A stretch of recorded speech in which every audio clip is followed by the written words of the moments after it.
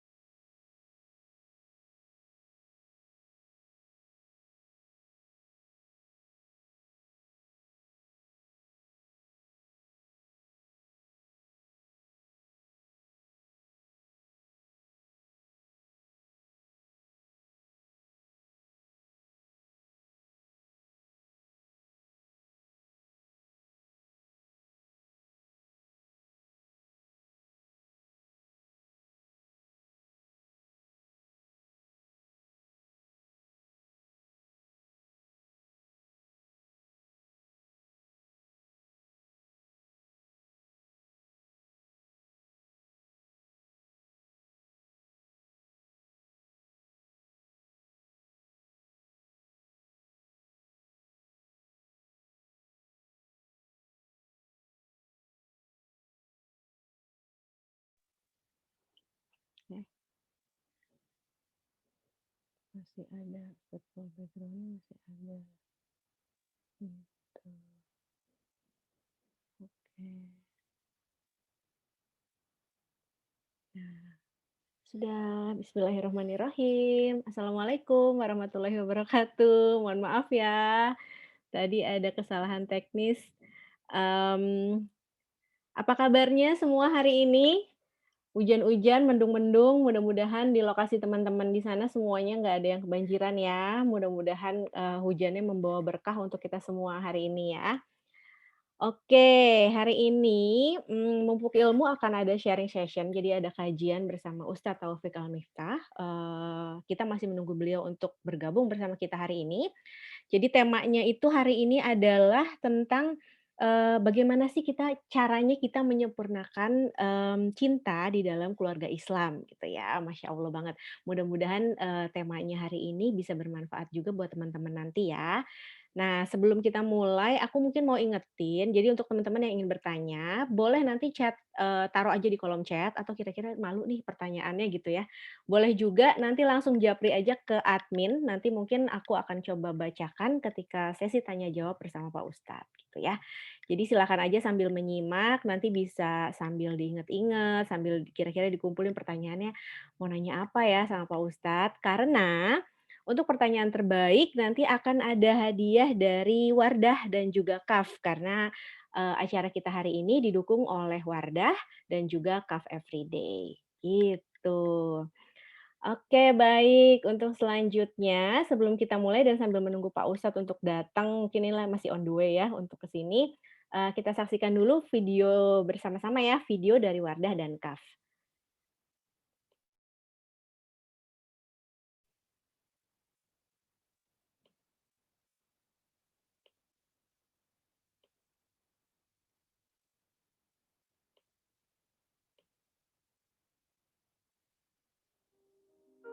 Selamat pagi untukmu yang selalu memulai dengan yang halal.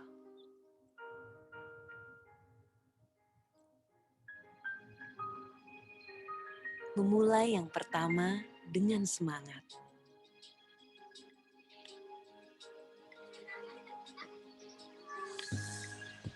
Memulai menyebarkan inspirasi. Memulai dengan percaya diri tanpa menunggu. Memulai dengan penuh motivasi sebelum didahului. Kecantikan sejati dimulai dari inovasi tanpa henti. Kebaikan dimulai dari yang halal. Wardah halal dari awal.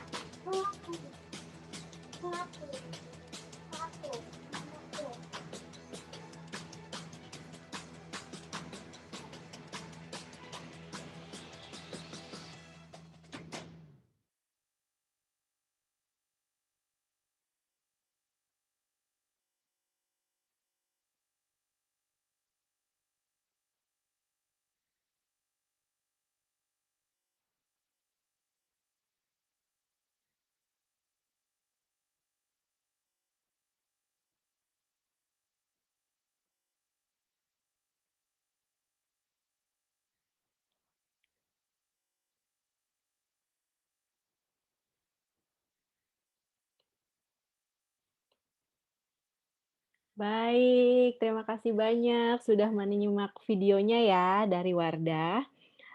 Oke, kebetulan di sini sudah ada Mbak Destika dari Wardah yang juga bergabung bersama kita pagi ini ya. Jadi mungkin sebelum kita mulai ke Pak Ustadz, kita boleh persilakan dulu ke Mbak Destika, untuk menyalakan videonya dan mungkin sudah? Sama untuk unmute ya, Mbak? Iya, oke. Halo Mbak Destika. Iya. Ih, aku belum Halo, kelihatan. Nah, selamat ini dia. pagi. Halo, assalamualaikum warahmatullahi Salam warahmatullahi wabarakatuh. wabarakatuh. Sehat-sehat ya, Mbak? Alhamdulillah sehat. Alhamdulillah, sehat-sehat. Oke, boleh ya kalau gitu sekarang Mbak Destika dulu ya yang akan, sharing tentang Wardah. Mungkin aku, akan share screen juga ya untuk materi yang kemarin ya? Boleh boleh. Oke, siap Sudah sebentar. ada di Ibu ya untuk, Iya. apa, materinya? Materinya sudah ada di aku. Panggil Dita aja, Mbak, nggak apa-apa. Kita seumuran kayaknya. Sebentar ya, aku share screen. Oke, sudah kelihatan? Coba, ya, Nah, ini ya, kelihatan nggak? oke. Oke, benar. Oke, silakan Mbak Destika. Untuk Wardah, assalamualaikum warahmatullahi wabarakatuh. Sebelumnya mengucapkan terima kasih nih untuk semua para jamaah yang sudah mengizinkan Wardah untuk bergabung dalam acara, pada pagi hari ini. Di sini saya, Destika, sebagai beauty promotor Wardah. Saya di sini akan menjelaskan beberapa tentang produk dari Wardah sendiri, tentang produk halal dari Wardah. Bisa dilanjut Ibu, punten?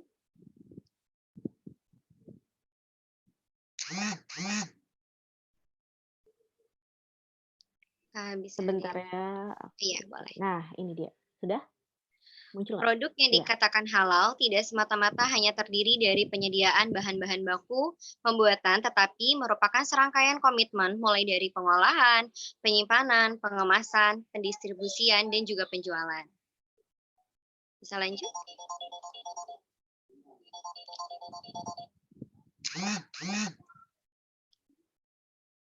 Sejak awal, Wardah berkomitmen untuk menghadirkan produk-produk kecantikan yang halal bagi para perempuan muslim di Indonesia. Nah, jadi mungkin, di sini mau menjelaskan nih, mungkin banyak ya kalau misalkan, jamaah di sini yang khawatir nih saat menggunakan pasti kan kita menggunakan skincare atau menggunakan, kosmetik seperti bedak, lipstik. Nah, tapi kalau misalkan kita, nggak tahu nih kalau produk tersebut itu tidak halal kan juga saat kita beribadah kita juga jadi was-was ya, "Wah ini saya sah nggak ya dalam beribadah ini?" Nah, di sini Wardah, nggak usah khawatir untuk, para jamaah di sini yang menggunakan produk Wardah karena sudah pastikan produk ini halal dan bisa digunakan untuk, beribadah seperti sholat, mengaji, dan juga lainnya. Bisa dilanjut, Ibu?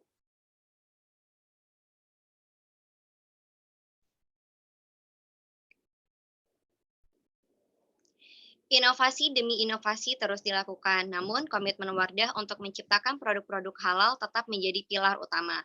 Bahkan seiring perkembangan zaman, kebutuhan dan keinginan akan produk-produk kecantikan yang halal telah menyebar lintas agama dan juga budaya.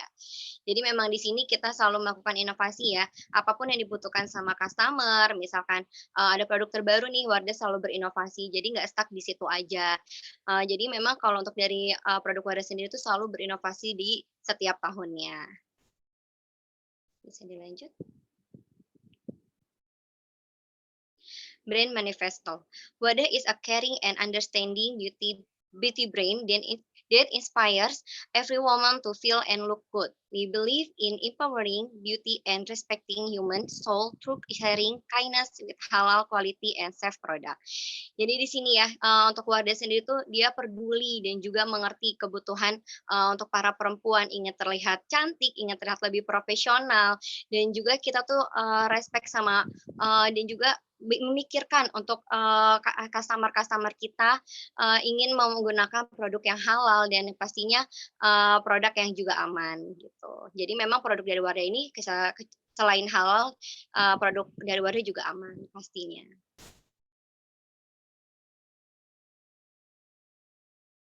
Bisa lanjut Ibu?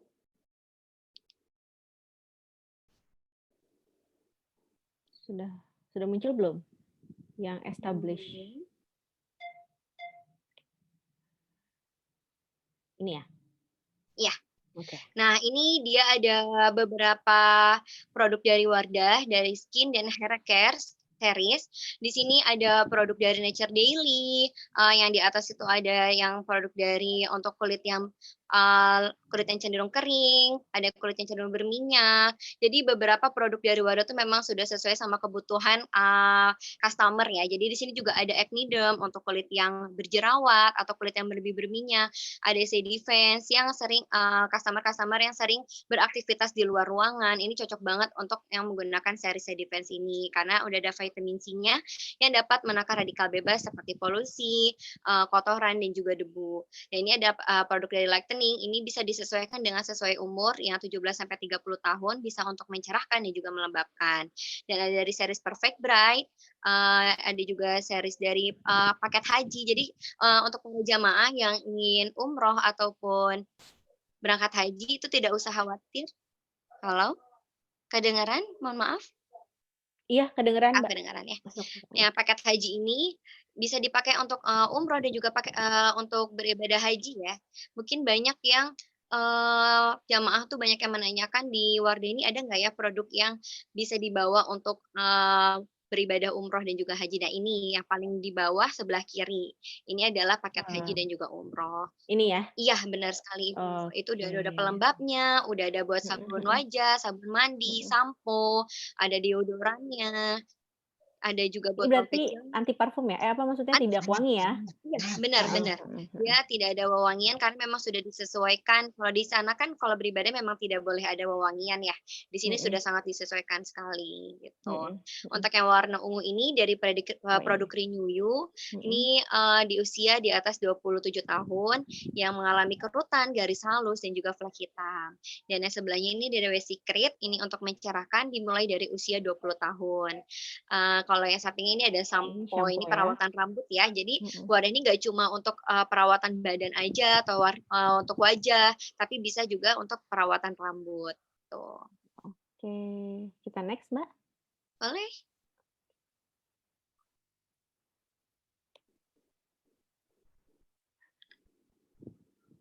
Nah, ini skincare series-nya ya. Untuk daily skincare rutinnya di sini ada facial wash, ada facial toner dan booster, serum, eye cream, moisturizer.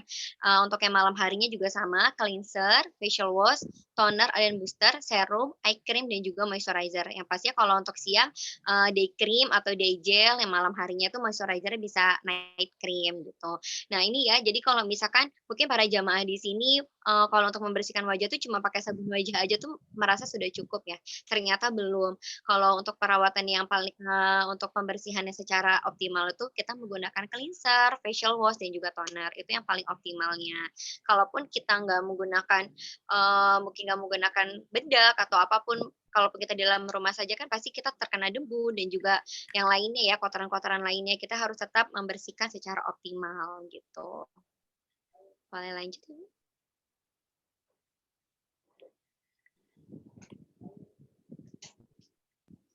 Nah, ini untuk makeup series-nya ya. Di sini ada tadi juga beberapa produk dari Lightening, dari eksklusif series, dari dekoratif. Dekoratif ini meliputi seperti maskara, eyebrow, pensil alis, eyeliner, lipstick, dan juga bedak. Ini termasuk dekoratif dari Wardah. Ini makeup-makeup series-nya ya. Mungkin jamaah yang pada yang perempuan mungkin sudah ada beberapa yang menggunakan produk Wardah. Ini mungkin sudah tahu ya, bedaknya apa, Wardah seperti ini gitu, lipstiknya, foundation, itu ada face dan juga eye dan juga lip, itu ada makeup, untuk wajah, makeup untuk mata, dan juga makeup untuk bibir. Boleh lanjut, Ibu?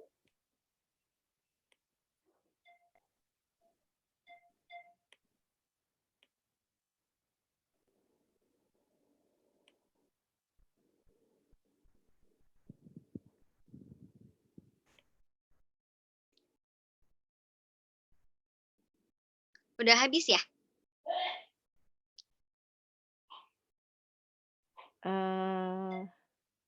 Ini terakhir sih tadi yang itu ya, Oh iya, sudah apaan? habis ya. Mhm Nah, mhm.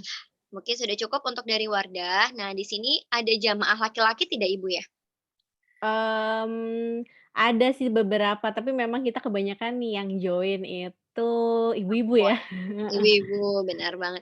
Nah, di sini mungkin, untuk jamaah bapak-bapak atau yang laki-lakinya, di sini mau info ini dari PT Paragon sendiri, Wardah ini kan tadi, dari PT Paragon Technology and Innovation. Nah, PT Paragon sendiri saat ini sudah mengeluarkan produk untuk jamaah laki-laki dan juga atau jamaah bapak-bapak nih. Di sini kita produk dari KAF. Nah, yang tadi sudah disebutkan sama Ibu tadi ya, produk Mhm. KAF itu dia dikhususkan untuk jamaah laki-laki atau ya untuk bapak-bapaknya. Dan perawatan KAF sendiri itu sudah lengkap sekali, udah ada perawatan badan, udah ada untuk penumbuh janggut, ada deodoran, sabun wajah, sabun mandi, dan juga sudah disesuaikan sama jenis kulit, masing-masing. Ada yang mungkin kulitnya lebih berminyak atau lebih sensitif, kulitnya kering, itu sudah disesuaikan sama, dengan produk KAF sendiri. Dan ada minyak wanginya juga yang pastinya halal, yang pasti kalau misalkan bapak-bapak atau laki-laki yang mau sholat menggunakan parfum dari KAF ini sudah pastikan halal ya. Jadi tidak usah khawatir, nanti tidak sah untuk beribadahnya gitu. Dan untuk KAF sendiri ini, memang baru-baru launching, mungkin banyak yang belum tahu ya produk dari KAF. Mungkin bisa dicari di Instagram atau di Google itu KAHF. Mungkin kebanyakan kahfi ya, kahfi itu kan Jumat ya, kalau misalkan ini KAF. Nah, ini produk dari terbaru dari PT Paragon yang pastinya sudah sangat sudah memenuhi, kebutuhan para jamaah laki-laki atau jamaah bapak-bapaknya gitu. Dan bisa dibeli di, e-commerce yaitu bisa di shop, Wardah Beauty, bisa di pbp.com, bisa juga di Tokopedia KAF itu juga sudah ada. Dan kalau misalkan para jamaah, ada di dekat rumahnya itu toko dandan, itu di dandan juga sudah ada produk KAF gitu dan juga sudah lengkap dan di beberapa toko kosmetik pun juga KAF sudah masuk gitu. Jadi kalau misalkan ada yang mau coba bisa langsung, ke toko-toko terdekat atau melalui brand commerce kami gitu. Oke. Mungkin sudah cukup untuk, presentasi tentang Wardah dan juga info tentang produk baru dari PT Paragon. Terima kasih sebelumnya untuk, yang sudah untuk ibu-ibu di sini, para jamaah yang sudah menyempatkan waktunya, Wardah bisa berpresentasi. Semoga bisa bertemu di event selanjutnya. Wassalamualaikum Wah, warahmatullahi wabarakatuh. Mungkin nanti untuk, waalaikumsalam. Mhm, gimana, Mbak? hadiahnya ini Ibu ya, dari yang paling banyak bertanya aja ya? Oh, pertanyaan paling banyak ya? Iya, boleh. Oke Boleh oke. dari Ibu aja ya berarti untuk hadiahnya ya? Iya iya, boleh. Nanti kita coba Oke, kumpulkan ya. nanti akan ada link yang akan saya share untuk Mhm link feedback. mhm Mungkin nanti, ibu-ibu di situ bisa mengisi link, nanti, mhm mhm. insya Allah akan ada hampers gitu dari kami juga. Oh, boleh. Nanti mungkin di-share di kolom chat kali ya, Mbak, Kolom link-nya. chat. Jadi bisa Iya tinggal klik ya. iya Oke, betul sekali. siap. Terima kasih banyak, Mbak Destika. Iya, sama-sama Ibu. Nah, itu tadi Kaf Everyday. Kaf Everyday itu ada akun IG-nya juga ya, Mbak? Itu Ada, @KAHF Everyday. Jadi betul betul KAHF sekali. ya tulisannya Mhm ya, bukan mhm. Kahfi ya, tapi KAHF aja. Aha. Gitu, mungkin teman-teman bisa sambil cek langsung, kemudian untuk yang Wardah di @wardahbeauty, ya. Betul sekali. Oke, baiklah, sip. Terima kasih banyak ya Mbak Destika. Iya, sama-sama, Ibu. Nah, teman-teman, kita masih menunggu nih kebetulan Pak Ustadz juga nah ini baru masuk ke ruangan, jadi saya baru mau admit Pak Ustadznya. Jadi kita bisa langsung mulai ya.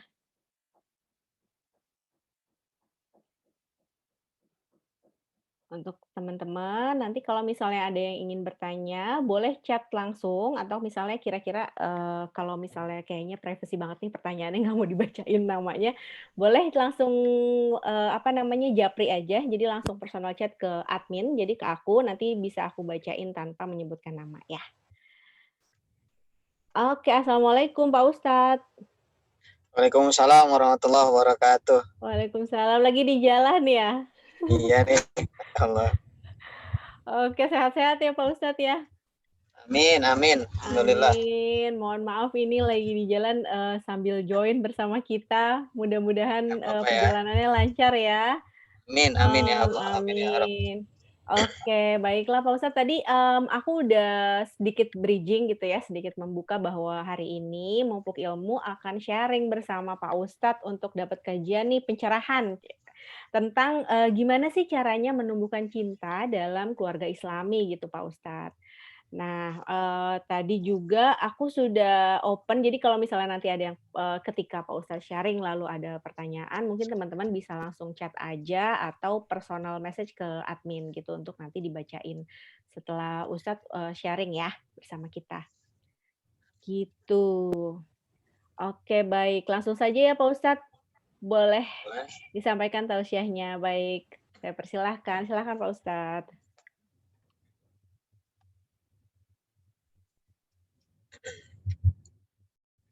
Bismillahirrahmanirrahim. Assalamualaikum warahmatullahi wabarakatuh. Alhamdulillah. Waalaikumsalam. Alhamdulillahilladzi arsala rasulahu Muhammadan ila kafatin nas wa anzala ma'ahul kitaba liyufarriqa bihi bainal haqqi wal batil wa bainal ma'rufi wal munkari wa hadana ila siratil mustaqim. Asyhadu an la ilaha illallah wahdahu la syarikalah takriran bihi wa tauhidan wa asyhadu anna Muhammadan abduhu wa rasuluhu la nabiyya wa la rasula ba'dah. Allahumma la sahla illa ma ja'altahu sahla wa anta taj'alul hazna idza syi'ta sahla. Allahumma inna nas'aluka hubbaka wa hubba man ahabbaka wa hubba amalin yuqarribuna ila hubbika bi rahmatika ya arhamar rahimin. Amin ya rabbal alamin. Alhamdulillahirabbil alamin. Mudah-mudahan pertemuan kita pada kesempatan pagi hari ini senantiasa dalam limpahan rahmat dan berkah Allah Subhanahu wa taala. Amin ya rabbal alamin. Kesempatan yang berbahagia ini mudah-mudahan tidak mengurangi rasa syukur kita kepada Allah. Allah pertemukan kita di kajian Zoom pada kesempatan pagi hari ini, dan mudah-mudahan dengan keadaan kamera yang bergoyang ini tidak mengurangi khidmat teman-teman ya dalam mendengarkan. Memang qadarullah saya pagi hari ini harus berangkat ke Tomang, jadi zuhur nanti ada agenda di sana. Jadi mohon maaf sekali lagi kajiannya di dalam kendaraan. Teman-teman yang semoga dirahmati Allah, kesempatan yang berbahagia ini kita akan membahas satu tema yang tema ini adalah masih seputar cinta, yaitu menyempurnakan cinta dalam keluarga Islam. Nah, teman-teman yang semoga dirahmati Allah, berbicara cinta ini memang satu pembicaraan yang tidak berujung. Ya, banyak sekali orang yang mendefinisikan cinta itu tidak ada ujungnya. Cinta bisa dikatakan satu kekuatan, yaitu kekuatan yang membuat seseorang yang lemah akan menjadi kuat karena cinta, yang jauh akan terasa dekat karena cinta, yang sulit akan menjadi mudah karena cinta. Kemudian cinta juga bisa dikatakan kelemahan. Banyak orang yang lemah, orang yang putus asa, orang yang justru dirundung kesedihan yang cukup berkepanjangan karena cinta. Jadi cinta itu satu hal yang misterius, ya, satu hal yang tidak bisa didefinisikan dengan pasti. Namun ada satu cinta yang memiliki makna yang sangat luar biasa ketika cinta ini tidak salah untuk kita tempatkan. Jadi kalau cintanya benar, kepada siapa dia mencintai, lalu bagaimana cara dia mencintai, maka ini akan menghasilkan buah cinta yang sangat luar biasa. Nah, teman-teman yang semua dirahmati Allah, kalau melihat keterangan dari Rasulullah SAW, Rasulullah mengatakan, cintai sesuka Anda atau cintai sesuka Anda, tapi ingat Anda pasti akan meninggalkannya. Ahbib masyita fa innaka mufariqatun bih. Arti dari kalimat ini adalah ketika kita mencintai makhluk Allah, pasangan hidup, anak, istri, kemudian harta kita, kemudian jabatan kita, Rasulullah mengingatkan bahwa itu tidak akan pernah abadi. Pasti kita akan meninggalkan. Ataupun kita yang ditinggalkan. Itulah rumus atau kaidah cinta yang kita sandarkan kepada makhluknya. Tapi ada satu cinta yang mana cinta ini abadi. Ya, cinta ini cinta dari dunia sampai akhirat. Kepada siapa cinta ini? Nah, kalau ditanya pasti semua tahu jawabannya. Cinta yang abadi hanyalah cinta yang diikat dengan yang maha abadi. Siapa yang maha abadi? Allah Subhanahu wa ta'ala. Ya, jadi kalau ingin cintanya abadi, ikat segala apapun yang kita cintai kepada Allah. Cinta kepada istri, ikat cinta kepada istri karena Allah. Akan abadi. Cinta kepada suami, diikat cinta itu karena Allah, akan abadi. Cinta kepada anak, diikat cinta itu karena Allah, akan abadi. Cinta kepada harta, ikat harta itu karena Allah, maka akan abadi. Jadi yang membuat hilangnya cinta atau terpisahnya cinta karena cinta itu tidak diikat dengan sesuatu yang abadi.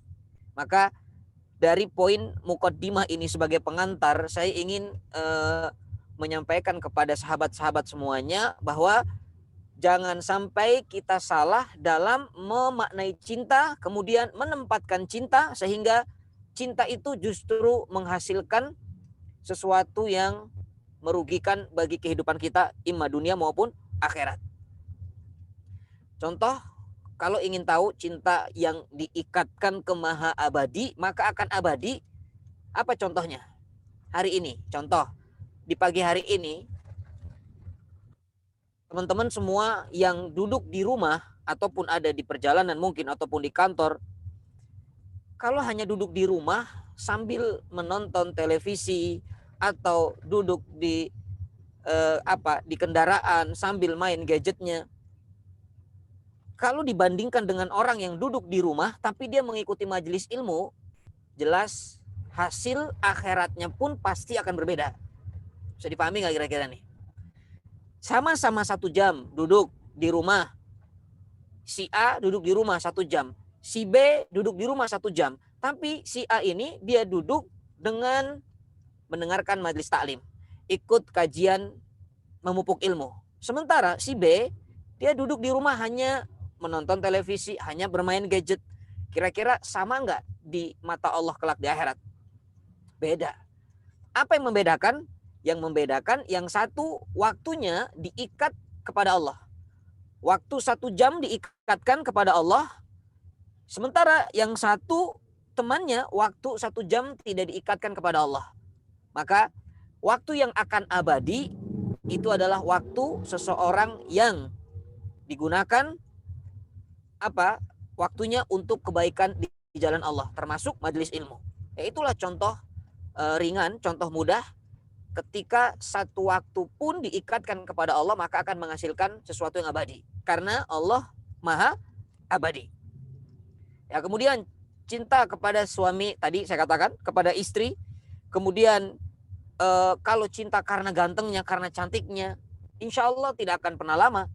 Tapi kalau cinta karena Allahnya, pasti cinta ini akan berujung kepada akhirat, yaitu surganya Allah Subhanahu wa ta'ala. Ya, jadi itulah gambarannya. Maka sebelum kita melihat beberapa tahapan-tahapan mencintai, ya, supaya nanti kita kaitkan kepada keluarga kita, saya akan sampaikan begini. Tolong ketika kita mencintai, jangan sampai cinta kita itu menghilangkan segala-galanya. Maka caranya, kalau ingin cinta itu tidak menghilangkan segala-galanya, cintai yang maha memiliki segala-galanya. Siapa yang memiliki segala-galanya? Allah. Lillahi ma fis samawati wa ma fil ard. Ya, milik Allah semua yang ada di langit dan ada di bumi.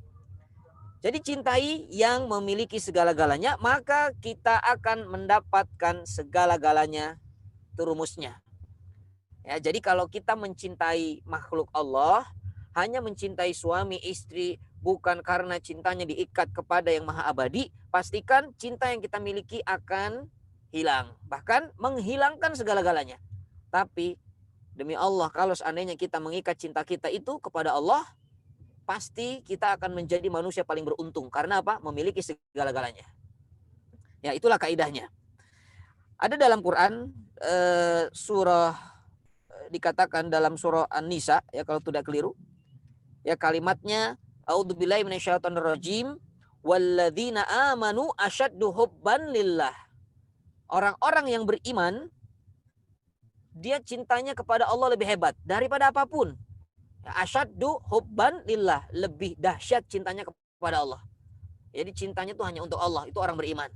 Maka kalau kita lihat menyempurnakan cinta dalam keluarga Islam, tidak mungkin bisa terjadi kalau seandainya tidak diikatkan cintanya kepada Allah. Jadi tema kita ini, ya, saya arahkan lebih kepada bagaimana cara kita menyempurnakan cintanya. Ya, sempurnakan cinta itu dengan apa? Dengan cara mengikatkan cinta itu kepada Allah Subhanahu wa taala. Ya, ini sebagai pengantar.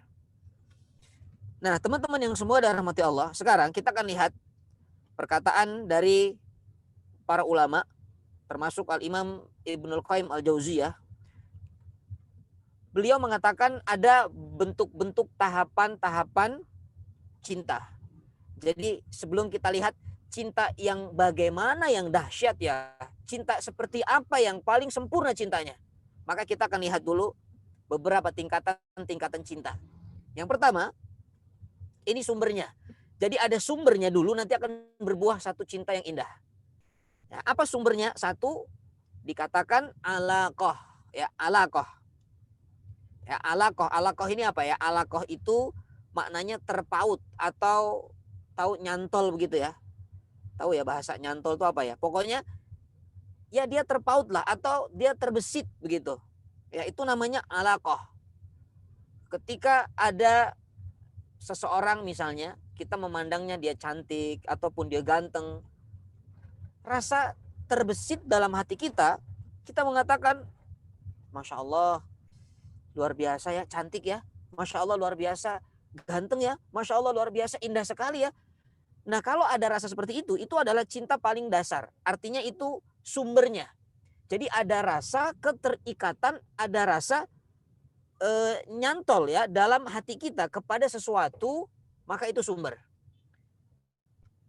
Jujur para akhwat, para ikhwan, ketika hari ini punya istri ataupun punya suami, pasti awalnya ada rasa nyantol tuh ada. Jadi ketika melihat mungkin pandangan pertama ya ataupun pandangan keberapa saya tidak tahu, begitu melihat kok kayaknya soleh banget ya, kayaknya soleha banget ya.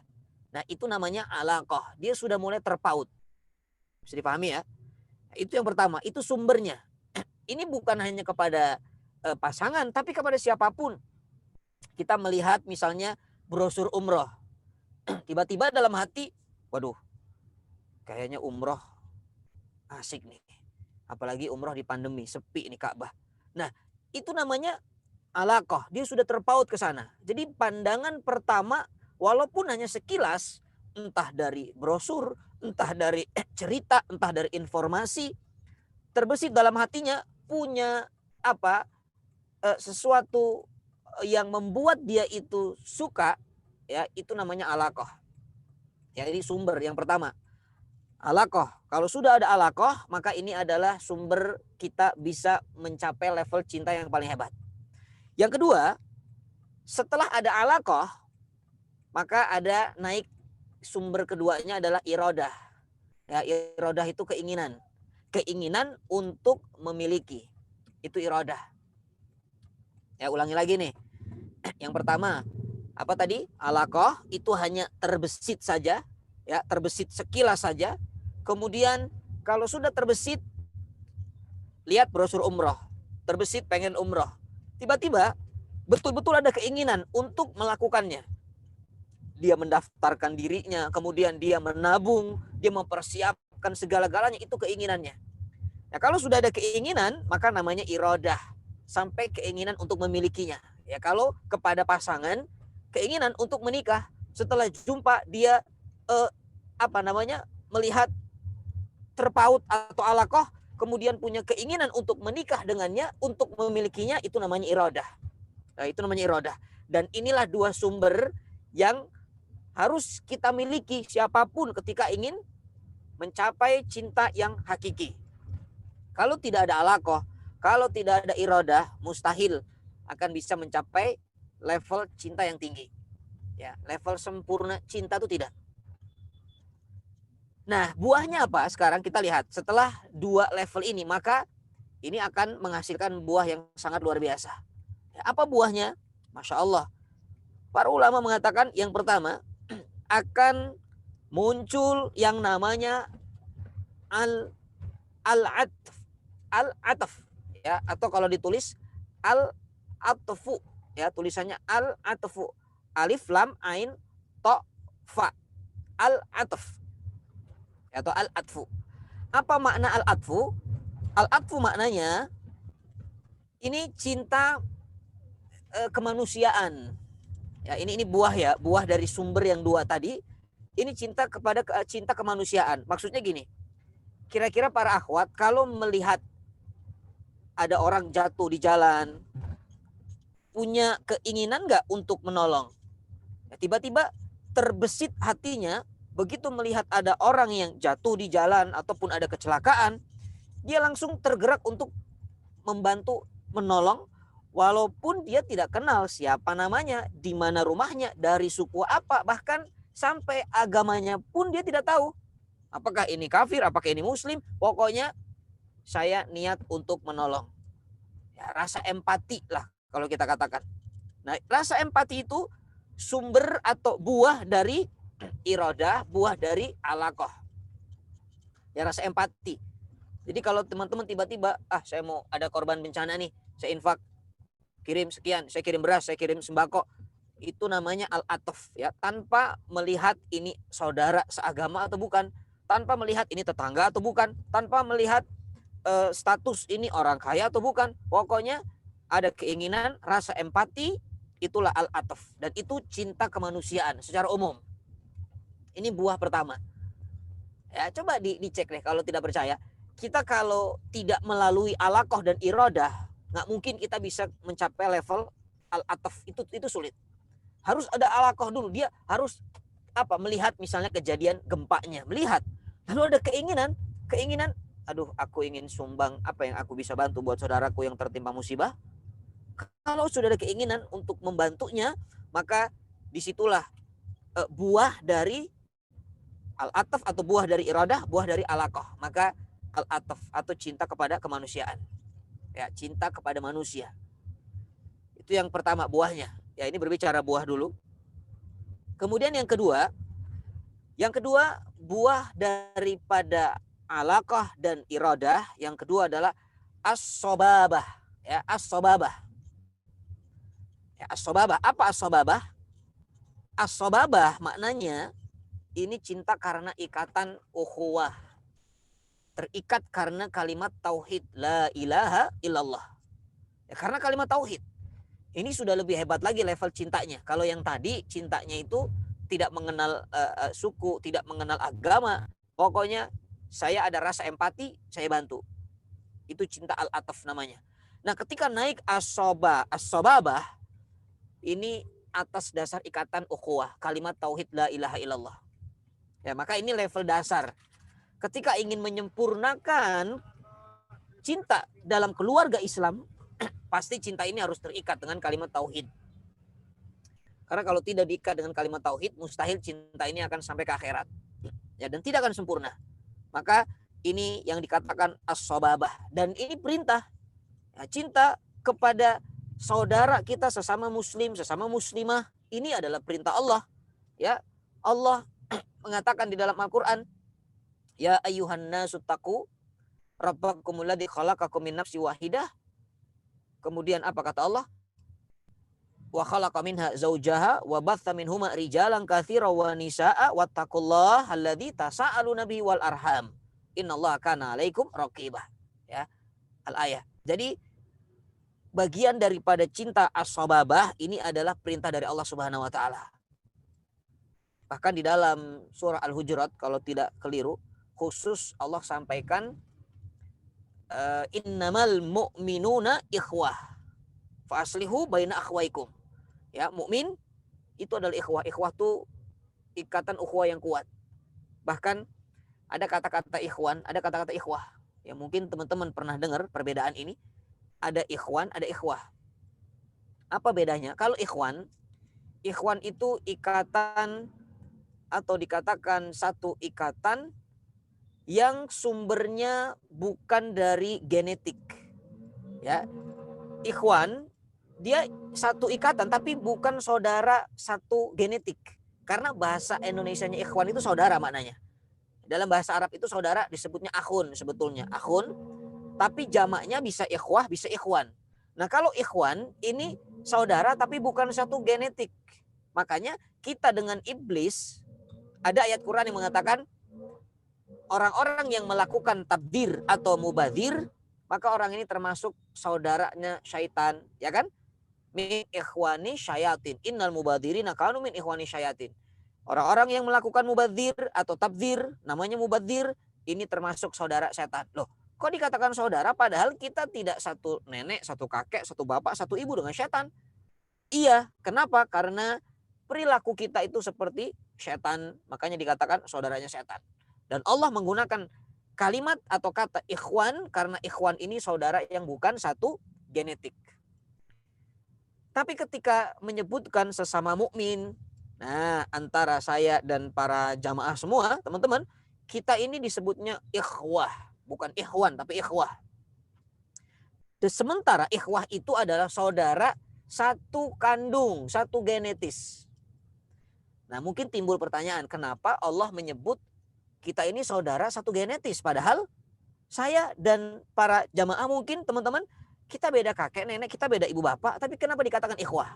Ternyata para ulama mengatakan kekuatan saudara ikhwah atau persaudaraan yang diikat dengan ukhuwah, kalimat la ilaha illallah, itu lebih dahsyat daripada saudara kandung. Itu maknanya.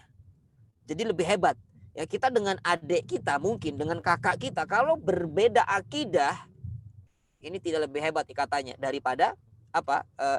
Kalau dibandingkan dengan ikatan saudara sesama mukmin dan mukminah.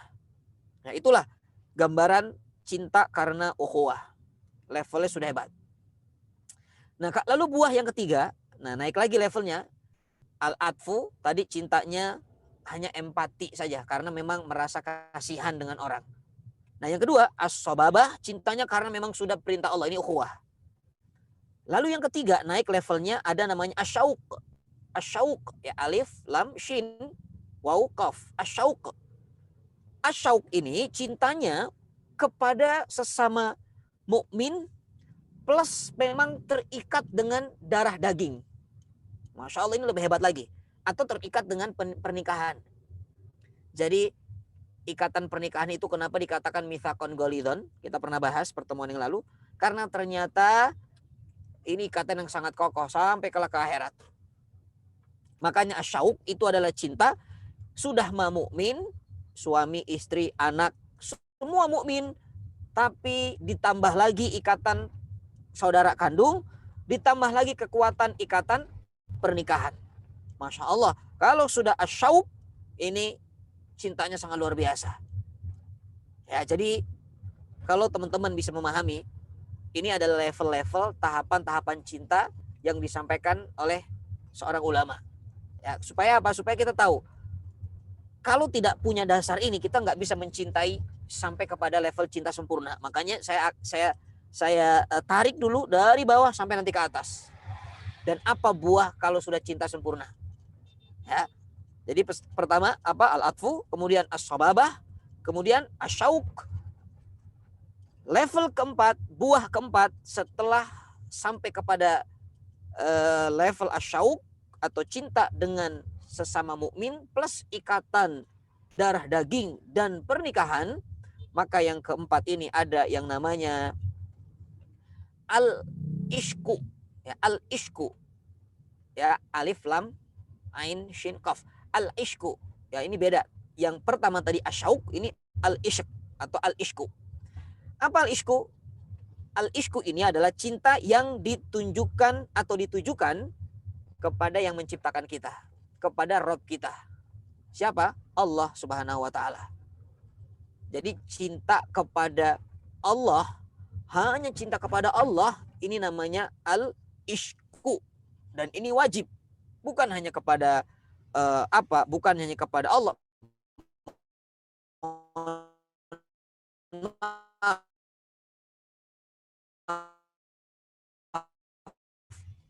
Cinta kepadanya al-ishku, dan ini wajib. Jadi mencintai Nabi, mencintai Rasul, ini hukumnya wajib. Mohon maaf, suara saya masih aman ya. Ini internetnya agak masih aman ya. Aman Ustadz. Tadi sempat agak nge-lag Baik, dikit. saya tapi lanjutkan. aman. Ya, mudah-mudahan masih mendengar. Nanti kalau ada gangguan apa silakan di chat ya, di komentar. Oke, Supaya saya siap, baca. Ustadz. Ya, baik, saya lanjutkan. Cinta selanjutnya tadi apa? Namanya al-ishku. Ini adalah cinta kepada Rasulullah SAW. Kerinduan kepada Rasulullah. Kenapa mencintai Rasulullah ini bagian daripada kewajiban? Mohon maaf saya katakan. Karena yang paling tahu jalan menuju Allah itu siapa? Rasulullah. Yang paling tahu jalan untuk menyempurnakan cinta kita dalam keluarga siapa? Rasulullah. Maka Rasulullah ini pantas dijadikan teladan. Laqad kana lakum fi Rasulillahi uswatun hasanah. Tapi bagaimana mungkin bisa menjadikan Rasulullah teladan kalau tidak mencintainya? Makanya orang yang mencintai Rasul sallallahu alaihi wasallam, maka orang itu adalah orang yang pasti dia kelak akan dijumpakan dengan Rasul sallallahu alaihi wasallam.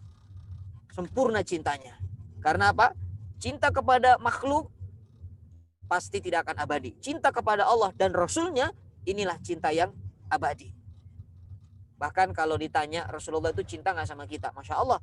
Jangan pernah bertanya tentang cinta Rasulullah kepada kita. Jangan pernah meragukan cinta Rasul kepada kita. Cinta Rasul kepada kita hak adanya, jelas adanya. Bahkan Rasulullah Shallallahu Alaihi Wasallam dalam beberapa riwayat, ketika nanti Rasulullah berada di padang mahsyar, apa yang diucapkan? Saat semua manusia mencari syafaat, datang kepada para nabi, Nabi Adam minta syafaat. Nabi Adam mengatakan, cari syafaat yang lain. Aku tidak bisa memberikan syafaat.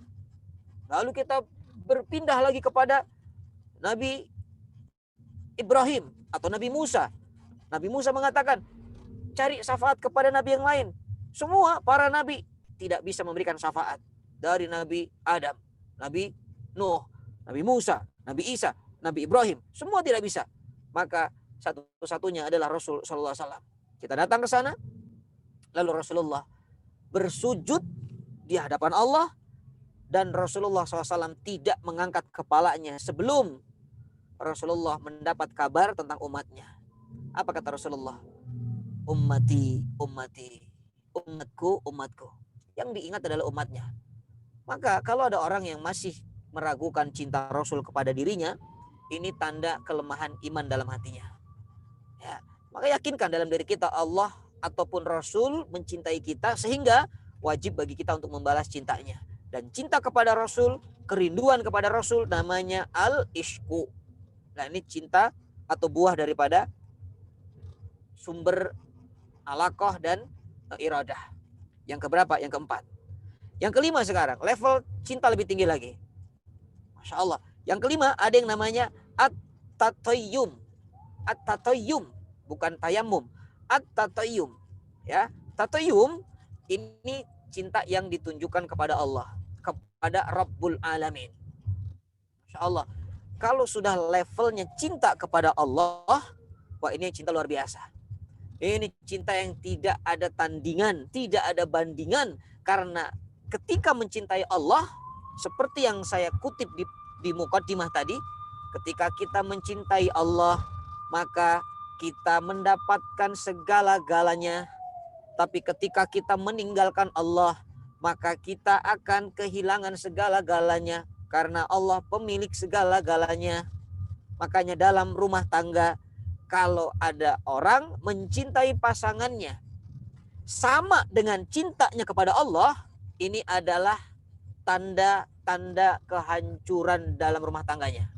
Saya ulangi lagi.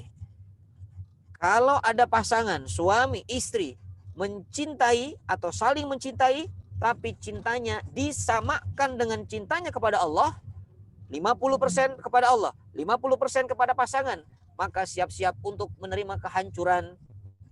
Apalagi kalau cinta kepada makhluk, kepada pasangan, kepada anak, kepada jabatan, kepada harta lebih besar dari cintanya kepada Allah, maka ini adalah kecelakaan. Jadi hati-hati, ya. Terus pertanyaannya, kira-kira kalau disuruh pilih cinta suami atau cinta Allah, kalau ditanya gimana tuh? Lebih besar cinta kepada suami atau cinta kepada Allah ya? Maka jawabannya, pertanyaan itu salah. Itu pertanyaan salah.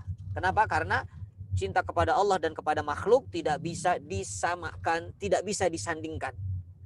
Ya, cinta kepada suami, cinta kepada istri adalah pilihan, tapi cinta kepada Allah dan Rasul-Nya adalah kewajiban. Ya, itu adalah at-tatayyum, ya, cinta yang ditunjukkan kepada yang menciptakan. Nah, kemudian apa derajat cinta selanjutnya? Maka dia akan membuahkan cinta yang lebih hebat lagi. Apa cintanya? At-ta'abbud. At-ta'abbud. Ya, ta'abbud maknanya adalah semua apapun, karena cintanya kepada Allah sudah luar biasa, maka semua apapun yang dimilikinya tujuannya tidak lain untuk ibadah. Ya, itu level yang sudah luar biasa. Pokoknya apapun untuk ibadah. Dia punya istri, istrinya untuk ibadah. Dia punya suami, suaminya untuk ibadah. Dia dikaruniai anak, anaknya untuk ibadah. Dikaruniai keturunan, keturunan yang soleh-soleh. Kemudian dikaruniai harta, mobil, rumah untuk fasilitas ibadah. Bahkan keluarganya dijadikan keluarga yang tujuannya hanya untuk ibadah kepada Allah Subhanahu wa taala. Itulah cinta yang dikatakan apa? Level at-ta'abbud, menjadi hamba Allah, menjadi budak Allah 24 jam. Masya Allah, ini cinta yang luar biasa. Ya, lalu kemudian yang terakhir, ya, kalau sudah sampai kepada ta'abbud, maka dia akan naik kepada level al-khullah. Al-khullah tuh kalau teman-teman pernah dengar istilah khalwat, khalwat itu berdua-duaan. Jadi dia hobinya kalau sudah sampai kepada level ta'abbud, hobinya bermesra-mesraan tuh sama Allah saja, sudah. Ya, senang menyendiri, ya, seperti Rasulullah sebelum menerima wahyu pertama kali, apa Rasulullah? Hubbiba alaihil khala. Ya, Rasulullah itu hobinya itu menyendiri terus. Ya, bertafakur, bertadabbur, berkhalwat dengan Allah Subhanahu wa taala. Inilah puncak kesempurnaan cinta seorang hamba. Ya, puncak kesempurnaan cinta keluarga. Kalau ingin menyempurnakan cinta dalam keluarga Islam ini, maka tahapan-tahapannya diawali dari dua sumber, yaitu alaqah, iradah. Ada terbesit dalam hati, kemudian ada keinginan. Bukan hanya itu, maka kalau sudah dua ini ada dalam kehidupan keluarga, semua keluarganya ada alaqah, ada iradah, maka akan tumbuh buah-buah cinta yang sangat luar biasa sampai kepada level al-khullah. Dia punya rasa ingin menyendiri dalam rangka taqarrub ilallah.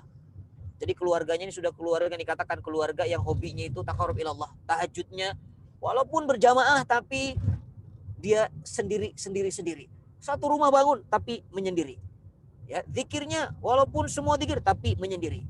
Infaknya diam-diam sampai kepada level derajat at-taqi al-khafi. Orang yang takwa tapi disembunyikan.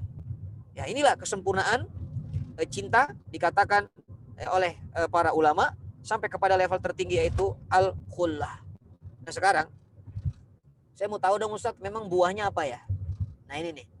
Ya, kalau tadi buah dari sumber cinta, kalau ini buah dari kesempurnaan cinta, ketika kita sampai kepada level al-khullah, apa buahnya?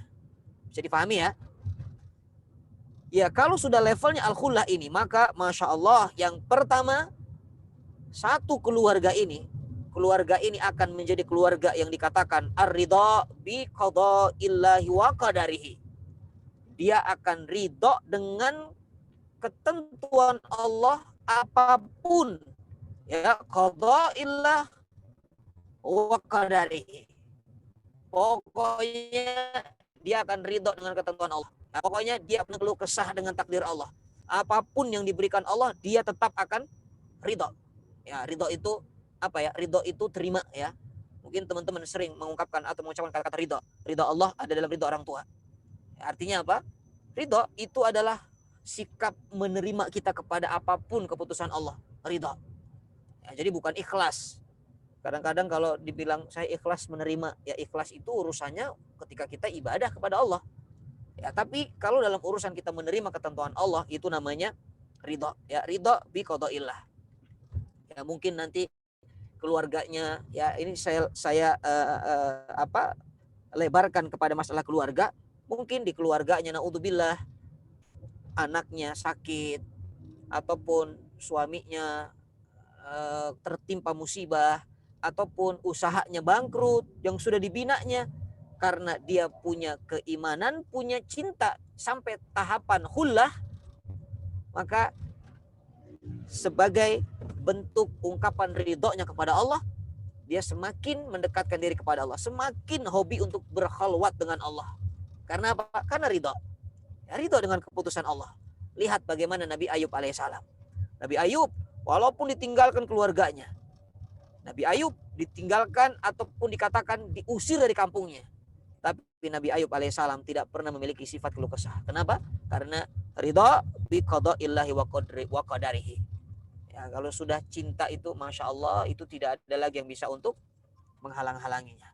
Ya, maka ini adalah buah yang pertama dari khullah atau dikatakan cinta yang sempurna. Yang kedua, apa buahnya? Subhanallah, yang kedua at-taladzud bil ibadati wa syu'ur bil qurbi ilallah. Orang ini akan merasakan ibadah tuh nikmat banget. Jadi keluarga ini tuh ibadah tuh nikmat banget. Ya, memang keluarga itu ibadah yang paling lama. Saya pernah mengatakan yang namanya keluarga, rumah tangga itu ibadah paling lama. Kalau sudah cintanya kepada level khullah, maka ibadah tuh nikmat saja. Pokoknya apa? Dia itu senang baca Quran. Dia hobinya tahajud. Kalau dia tidak tidak sholat tahajud, rasa-rasanya kurang sempurna hidupnya. Kalau dia tidak infak, kurang sempurna yang dimilikinya. Nah, itu adalah tanda lezat atau lezatnya ibadah. Jadi kalau teman-teman sudah mendapatkan rasa kelezatan dalam ibadah, khususnya satu keluarga ini, maka ini adalah buah daripada kesempurnaan cinta kita kepada Allah. Ya, kadang-kadang ada orang ketika urusan handphone, gadget, dia fokus banget. Sampai ditanya orang tuh nggak jawab. Diajak ngobrol, apa tadi? Coba diulang. Itu urusan gadget. Tapi pernah nggak ketika kita sholat, sampai kita seperti fokusnya ketika kita memegang gadget? Rasa-rasanya jarang.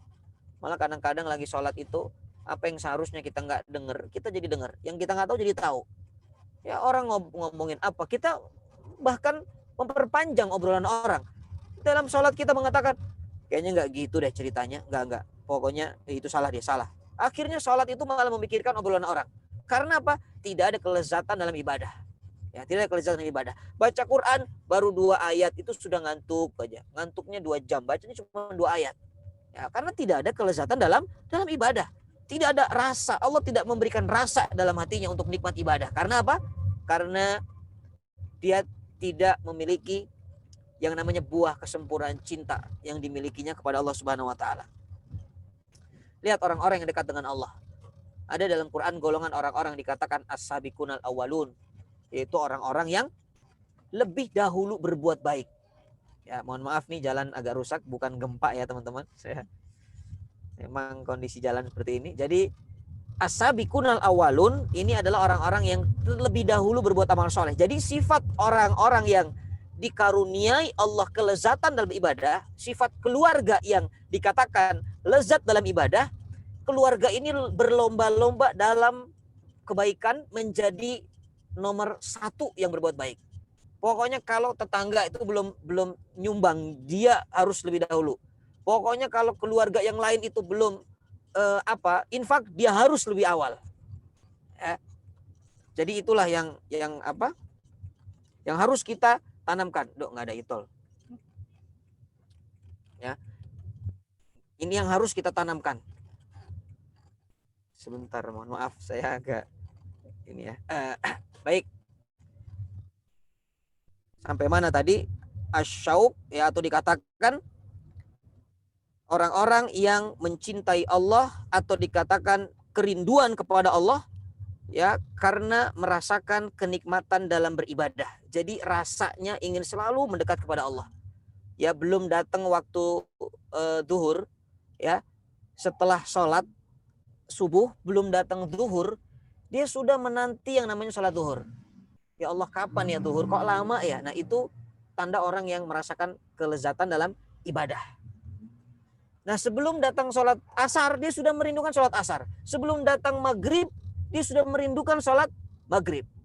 Yaitu namanya al-ladat, atau dikatakan at-taladzut fil ibadah. Ya, ini kadang-kadang ada keluarga, begitu adzan duhur, ya kok adzan cepet banget ya? Nah, ini tanda-tanda nih. Ini tanda-tanda orang yang tidak merasakan kelezatan dalam ibadah. Nah, kemudian yang kedua, ya, yang ketiga, orang yang sampai kepada kesempurnaan cinta, yang level al-khullah tadi, maka dia akan mendapatkan buah asyauq ilallahi wa syu'ur bil hajati ilal qurbi minhu. Ya, asyauq ilallah maknanya adalah dia akan rindu bertemu dengan Allah. Pokoknya dikatakan hatinya itu ma fi qalbi ghairullah, tidak ada dalam hatiku kecuali Allah. Hidupnya tuh cuma dua. Hidupnya itu beramal soleh dan menunggu amal soleh. Ini yang dikatakan dalam hadis Rasul sallallahu alaihi wasallam, fal mu'min fa'ammal mu'min bainal hasanatain. Orang yang beriman itu berada di antara dua kebaikan. Atau dikatakan keluarga yang beriman itu keluarga yang berada di antara dua kebaikan, yaitu kebaikan yang sudah dilakukan dan kebaikan yang dinanti-nantinya. Masya Allah. Jadi kalau sudah mendapatkan ini adalah karunia Allah yang sangat luar biasa. Bahkan karena dia rindu jumpa dengan Allah, nanti begitu masuk ke dalam surga, Allah sambut dengan ucapan yang luar biasa. Bahkan di akhiratnya Allah sudah merindukannya. Ya Allah sambut, mana hambaku? Ya ibadi, hambaku mana yang dulu merindukanku? Disambut oleh Allah. Itu keindahan yang luar biasa.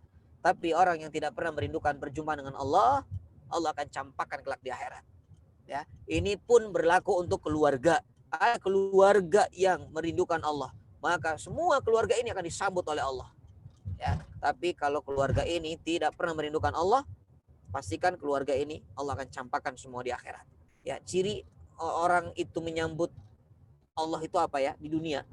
Ya, cirinya pokoknya dengar perintah Allah disegerakan ditunaikan. Itu cirinya. Makanya dikatakan dalam hadis Rasulullah SAW, man ahabba liqa Allah ahabballahu liqa'ah. Siapa yang dia cinta perjumpaan dengan Allah, Allah pun akan cinta berjumpa dengannya. Kapan perjumpaan dengan Allah? Salat. Di dunia ya salat. Ya, itu yang paling ringan, sederhana. Ya, itu adalah salat. Ya, belum lagi yang lainnya. Bisa salat malamnya, bisa berangkat umroh atau hajinya. Itu semua adalah bagian dari cara kita untuk berjumpa dengan Allah. Karena dalam konteks ibadah ada kalimat ihsan yang artinya ka'annaka tarahu. Ya, seperti Anda itu melihat Allah. Kalau belum melihat Allah juga, yakin Allah itu melihat kita. Itulah kaidah ihsan dalam urusan ibadah. Nah, kemudian yang keempat, buahnya adalah kesempurnaan cinta, ya, dalam keluarga ini. Buahnya adalah apa dikatakan?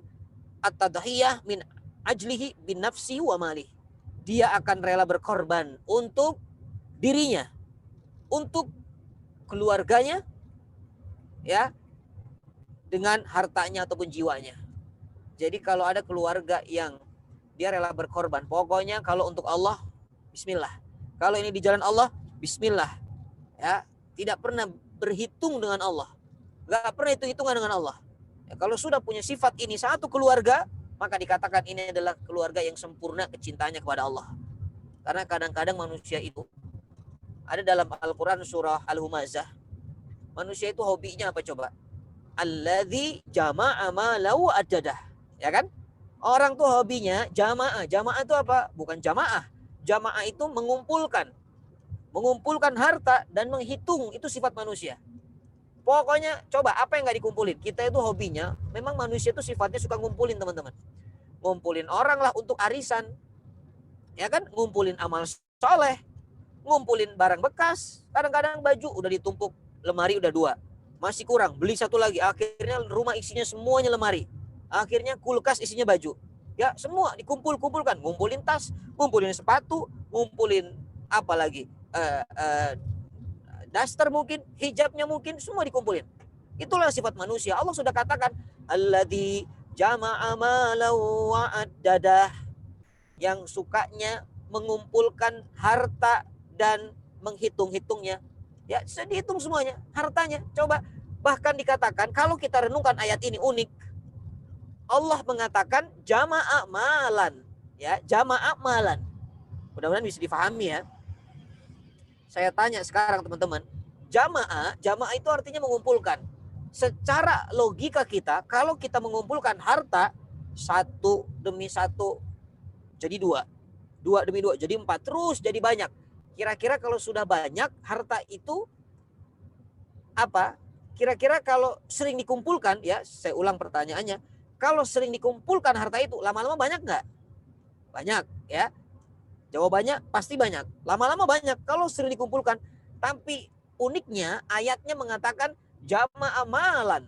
Malan itu kalau dalam bahasa Arab itu bentuk katanya itu mufrad. Mufrad itu single. 1.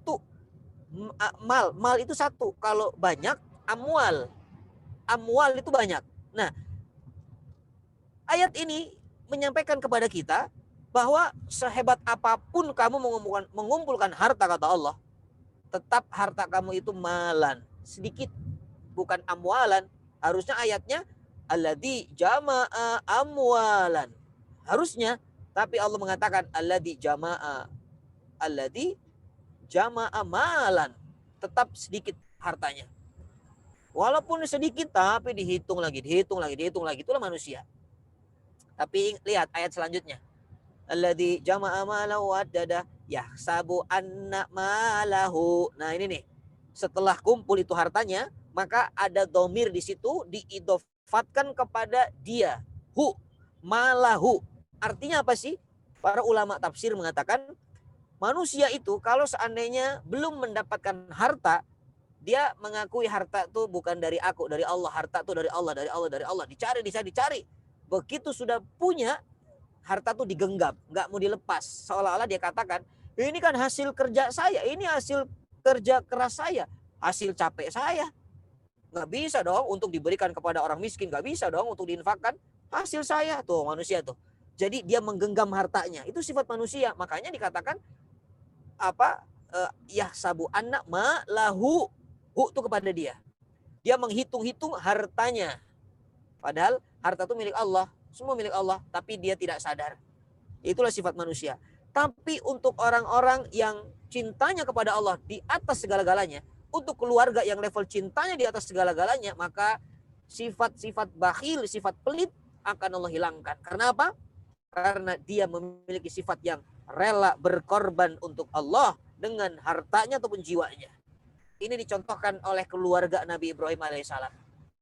Waduh, kalau berbicara kesempurnaan cinta dalam keluarga Islam, satu contoh keluarga Nabi Ibrahim alaihissalam saja sudah hebatnya luar biasa. Nabi Ibrahim bagaimana tidak hebat? Cintanya diuji. Apakah cinta kepada anak? Mana cintamu lebih hebat? Kepada anak atau kepada Allah? Ternyata Nabi Ibrahim membuktikan cintanya lebih hebat kepada Allah. Makanya perintah menyembelih pun dilakukan.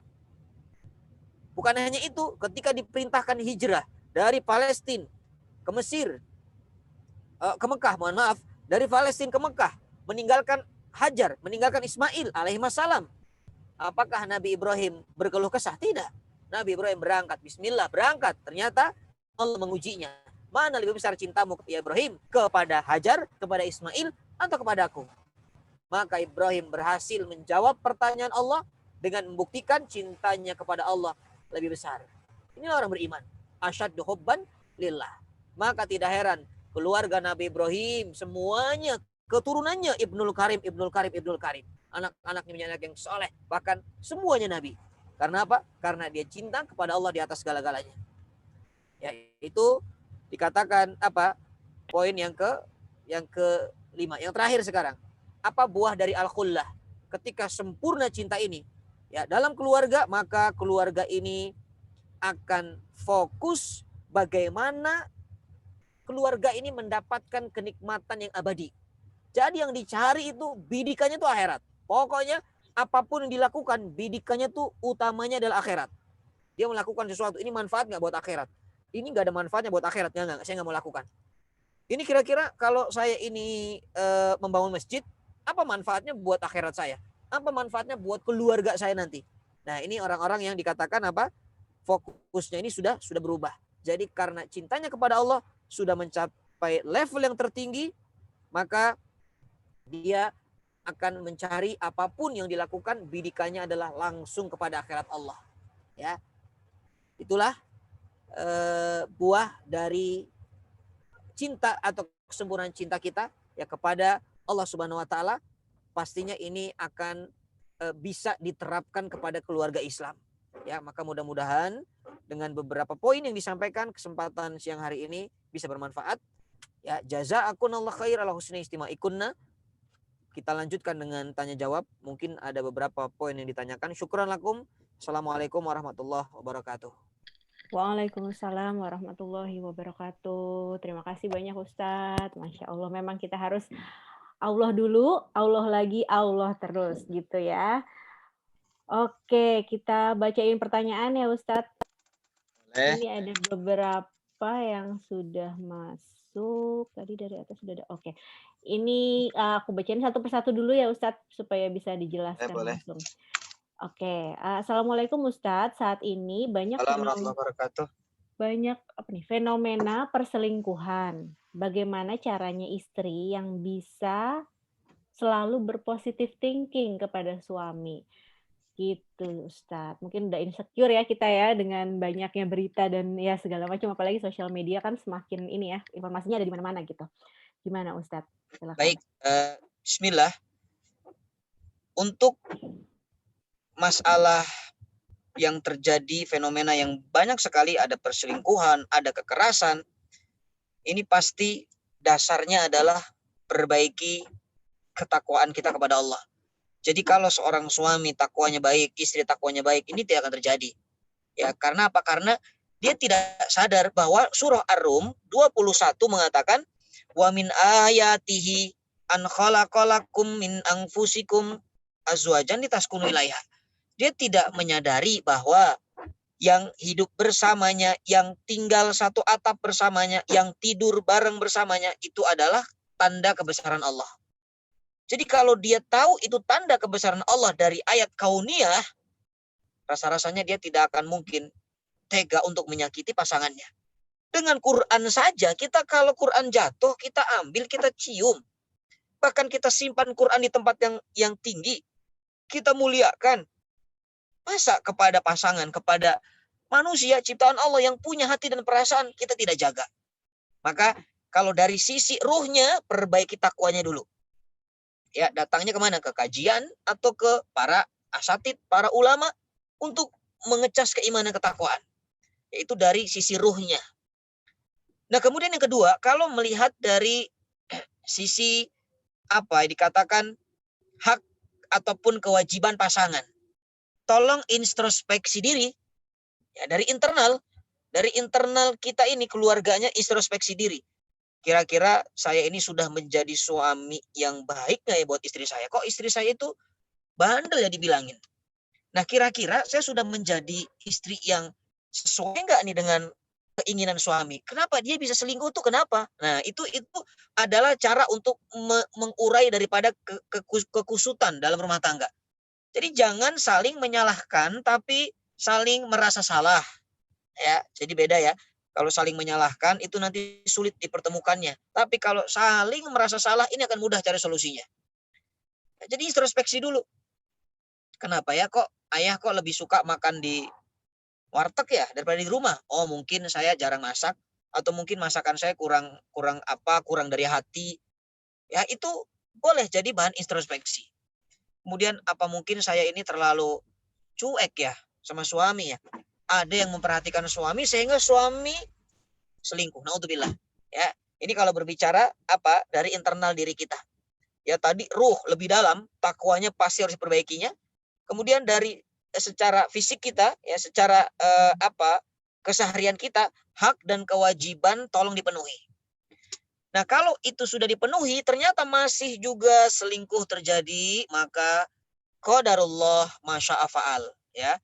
Jangan kita ini mengkeluh kesahkan yang sudah terjadi. Kalau sudah ikhtiar, sudah menjadi pasangan terbaik, sudah berusaha tapi masih terjadi, maka qadarullah masya'a fa'al. Nah, apa yang dilakukan selanjutnya? Kalau sudah seperti ini, maka ingat. Dalam perkataan Rasulullah ada kata-kata ini yang bagi yang selingkuh. Ada kata-kata kama tadin tudan. Mungkin saya pernah menyampaikan ini di beberapa majelis. Kama tadin tudan maknanya adalah seperti apa Anda melakukan, seperti itu Anda diperlakukan. Jadi bukan hukum karma di sini. Islam tuh nggak kenal hukum karma. Tapi yang ada adalah seperti apa Anda memperlakukan, seperti itu Anda diperlakukan. Ya, ada satu kisah, ini mudah-mudahan mewakili dari nasihat ya untuk para selingkuhan, atau bukan para selingkuhan, para orang-orang yang selingkuh maksudnya ya. Astagfirullahaladzim ya, mohon maaf saya salah berbicara. Jadi orang-orang yang suka mengkhianati pasangannya, lihat kisah ini. Ada seorang pemuda ini tinggal di Arab, Jazirah Arab. Kemudian pemuda ini menikah. Setelah menikah, pemuda ini memutuskan untuk kembali ke Jerman. Karena dulu dia kuliahnya di mana? Di Jerman. Belum selesai dia kuliah. Kemudian dia memiliki kendala bahasa. Dia ceritakan kepada istrinya. Dia bilang, wahai istriku, aku mohon izin mau berangkat ke Jerman. Apakah engkau izinkan? Istrinya mengatakan, aku mengizinkan wahai suamiku. Kalau engkau mengizinkan, aku terkendala dengan bahasa. Di Jerman itu, aku tidak bisa bahasa Jerman. Lalu bagaimana ya? Lalu kata istrinya, ya sudah, kamu cari guide, cari pembimbing di sana. Ya, lalu disetujui oleh suaminya ini. Sebelum berangkat, dia datang kepada orang tua daripada istrinya. Datang ke mertua. Lalu dia bilang, Bapak, saya mohon izin, saya mau ke Jerman. Saya titip istri saya ya Pak. Bapaknya kaget. Wahai anakku, wahai menantuku, kamu kan suaminya. Ya, kamu kan suaminya. Kalau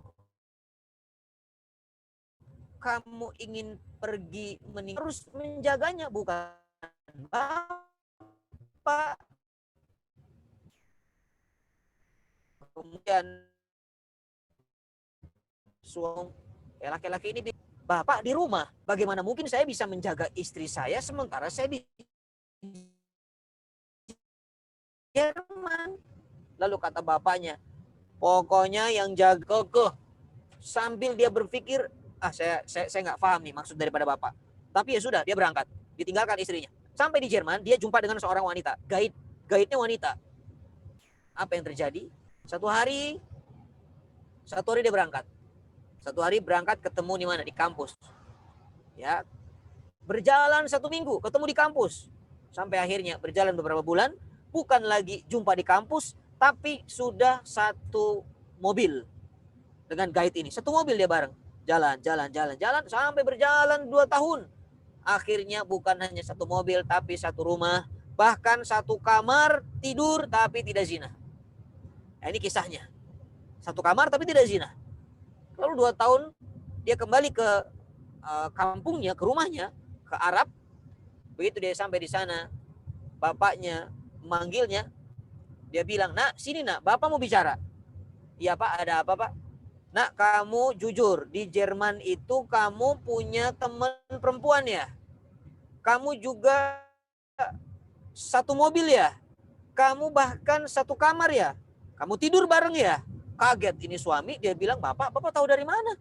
Saya tidak pernah cerita kepada siapapun dengan gaib saya ini kemana-mana. Tidak ada orang yang tahu. Bapak tahu dari mana? Lalu dia bilang, Bapak tahu karena di sini istrimu tidur bersama supirnya. Kamu tadin tudan. Ya, jadi apa yang dilakukan seorang pemuda di Jerman itu pun dilakukan oleh istrinya di rumah. Inilah yang dikatakan kama tadin tudan. Lalu suaminya kaget, Bapak, istri saya tidur dengan supirnya. Iya, kata bapaknya, tapi jangan salahkan istrimu karena kamu pun melakukan hal seperti itu di sana. Inilah yang saya maksudkan. Kalau ingin menjaga pasangan, bagaimana cara menjaga istri, Ustaz? Bagaimana cara menjaga suami? Jaga diri kita. Maka Allah akan menjaga pasangan kita. Ya, jaga diri kita. Kalau Allah yang menjaga pasangan kita, maka aman. Makanya kalau suami kerja, titipnya ke Allah. Ya, jangan titip ke mana? Ke teman kantor. Bro, titip suami saya ya, jagain ya. Hati-hati, awas tuh. Ada karyawan baru, ada begini. Nah, jangan. Ya, tapi titipnya ke Allah. Ya Allah, hati suami saya ini Engkau yang memilikinya. Ya Allah, jaga hati suami saya, Allah.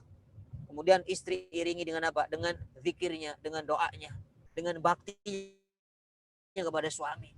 Maka mudah-mudahan Allah akan jaga hati suami kita. Ya, ya itulah kira-kira, mudah-mudahan bisa difahami. Ya, syukran Allah. Terima kasih banyak Ustadz. Langsung untuk ke pertanyaan berikutnya ya. Ini dari Adinda. Afwan Ustadz mau bertanya, amalan apa yang bisa kita lakukan dalam keseharian bersama keluarga untuk bisa terus memupuk iman cinta kita kepada Allah Subhanahu wa taala? Gimana Ustadz? Silakan. Baik, bismillah.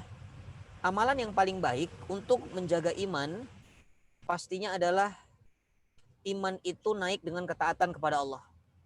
Katakan al-imanu yazid wa yankus, yazidu bitta'ah wa yankusu bil maksiat.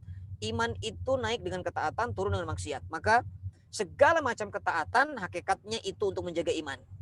Tapi prosesnya agar kita bisa semangat dalam menjalankan ketaatan kepada Allah, pasti satu harus memiliki azam. Azam itu keinginan yang kokoh. Ini langkah awal nih. Punya keinginan yang kokoh dalam keluarga. Pokoknya bikin tema dalam 1 bulan atau mungkin per 3 bulan, bikin tema. Sebagai kepala rumah tangga suaminya bertanggung jawab atas semua ini. Suaminya bilang, Mama, anak, ya kamu, anak kedua, anak ketiga, pokoknya tema kita bulan ini adalah bermajelis ilmu. Bikin kaos, hashtag majelis ilmu, keluarga majelis ilmu. Nah, artinya dalam kurun waktu 3 bulan itu yang sudah ditentukan, tidak ada aktivitas yang paling banyak kecuali majelis ilmu. Nanti 3 bulan lagi kita ganti tema yuk. Apa? Temanya sedekah. Waduh, jadi tidak ada aktivitas yang paling banyak kecuali sedekah. Ya, jadi dibikin tema.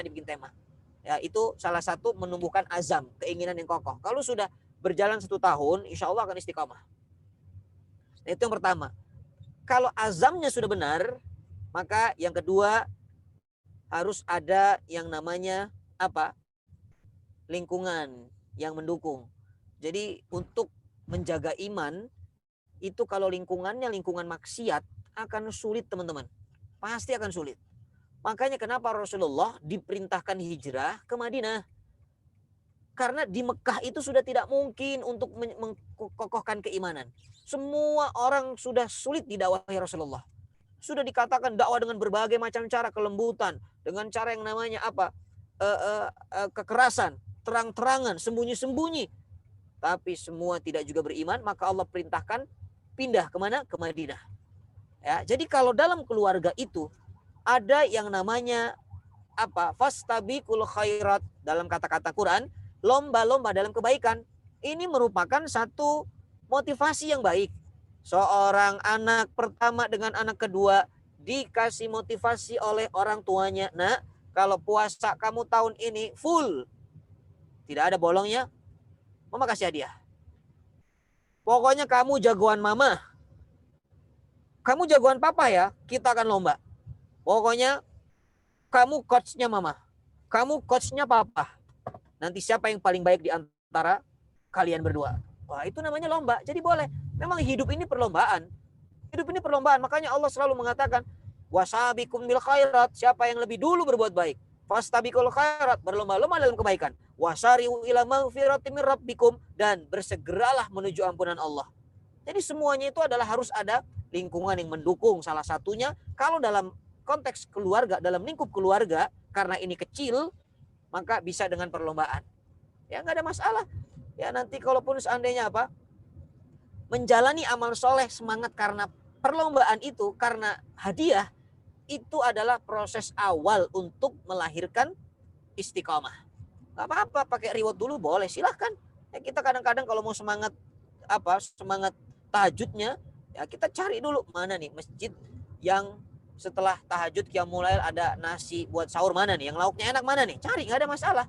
Ya tapi nanti lama-lama akan terbentuk istiqomah.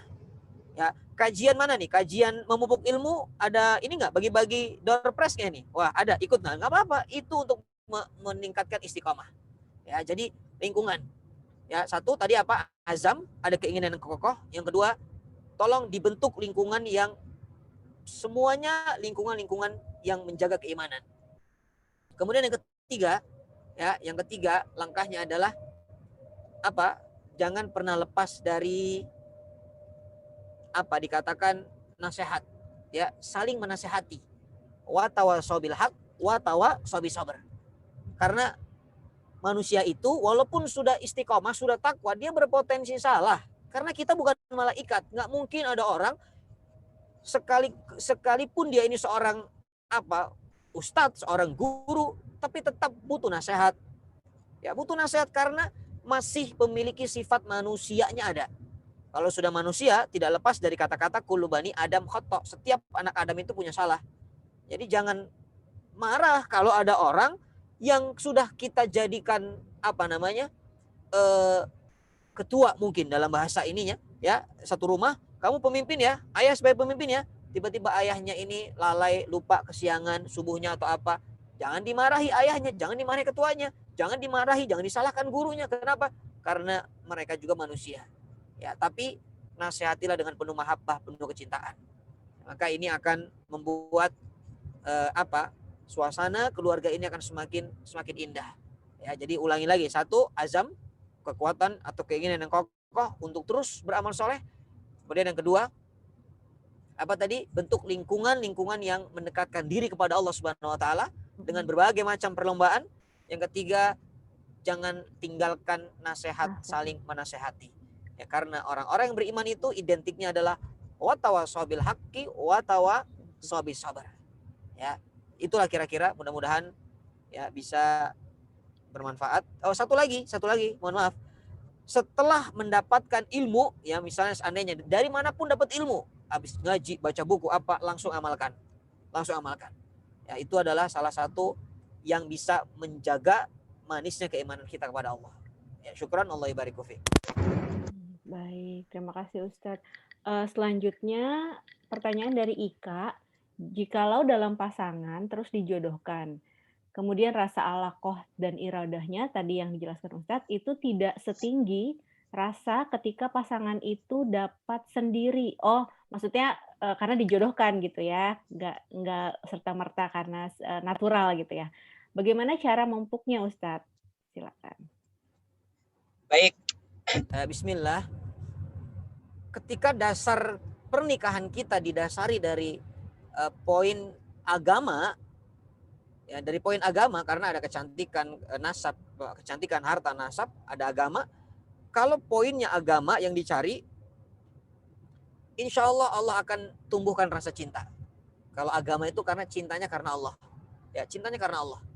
Ya, memang ketika orang itu ta'aruf ataupun dikatakan tanpa ada pertemuan yang lama, kemudian dia itu harus menumbuhkan alaqoh dan irodahnya, proses, ya, alaqoh irodah akan tumbuh. Ya, karena apa? Karena hakikatnya Allah yang menggenggam hati kita, Allah yang membolak-balik hati kita, maka sangat mudah bagi Allah. Ya, yang penting apa? Yang penting kita jangan sampai keluh kesah, jangan sampai kufur, ketika Allah memang sudah memberikan jodoh kepada kita. Itulah yang terbaik bagi kita. Kalaupun ada aib, ada kekurangan, justru kekurangan itu akan menjadi satu keindahan, satu kesempurnaan kalau disikapi dengan ridho atas ketentuan Allah Subhanahu wa taala. Ya, jadi cara memupuknya memang kalau dikatakan tidak ada iradah dan alaqah, rasa-rasanya kita harus meyakinkan kepada Allah Subhanahu wa taala atau meyakinkan diri kita bahwa Allah yang akan menumbuhkan cinta ya saya kepada pasangan saya. Karena orang ta'aruf itu memang ya ujiannya luar biasa. Kalau bukan karena Allah, mustahil dia akan bisa menikah, dia akan bisa saling mencintai. Ya, itu yang pertama. Mungkin yang pertama kita harus serahkan kepada Allah Subhanahu wa taala, minta terus kepada Allah agar ditumbuhkan rasa cinta ini ya, supaya bisa saling menerima kekurangan, kemudian saling merasakan nyamannya kelebihan pasangan. Itu yang pertama.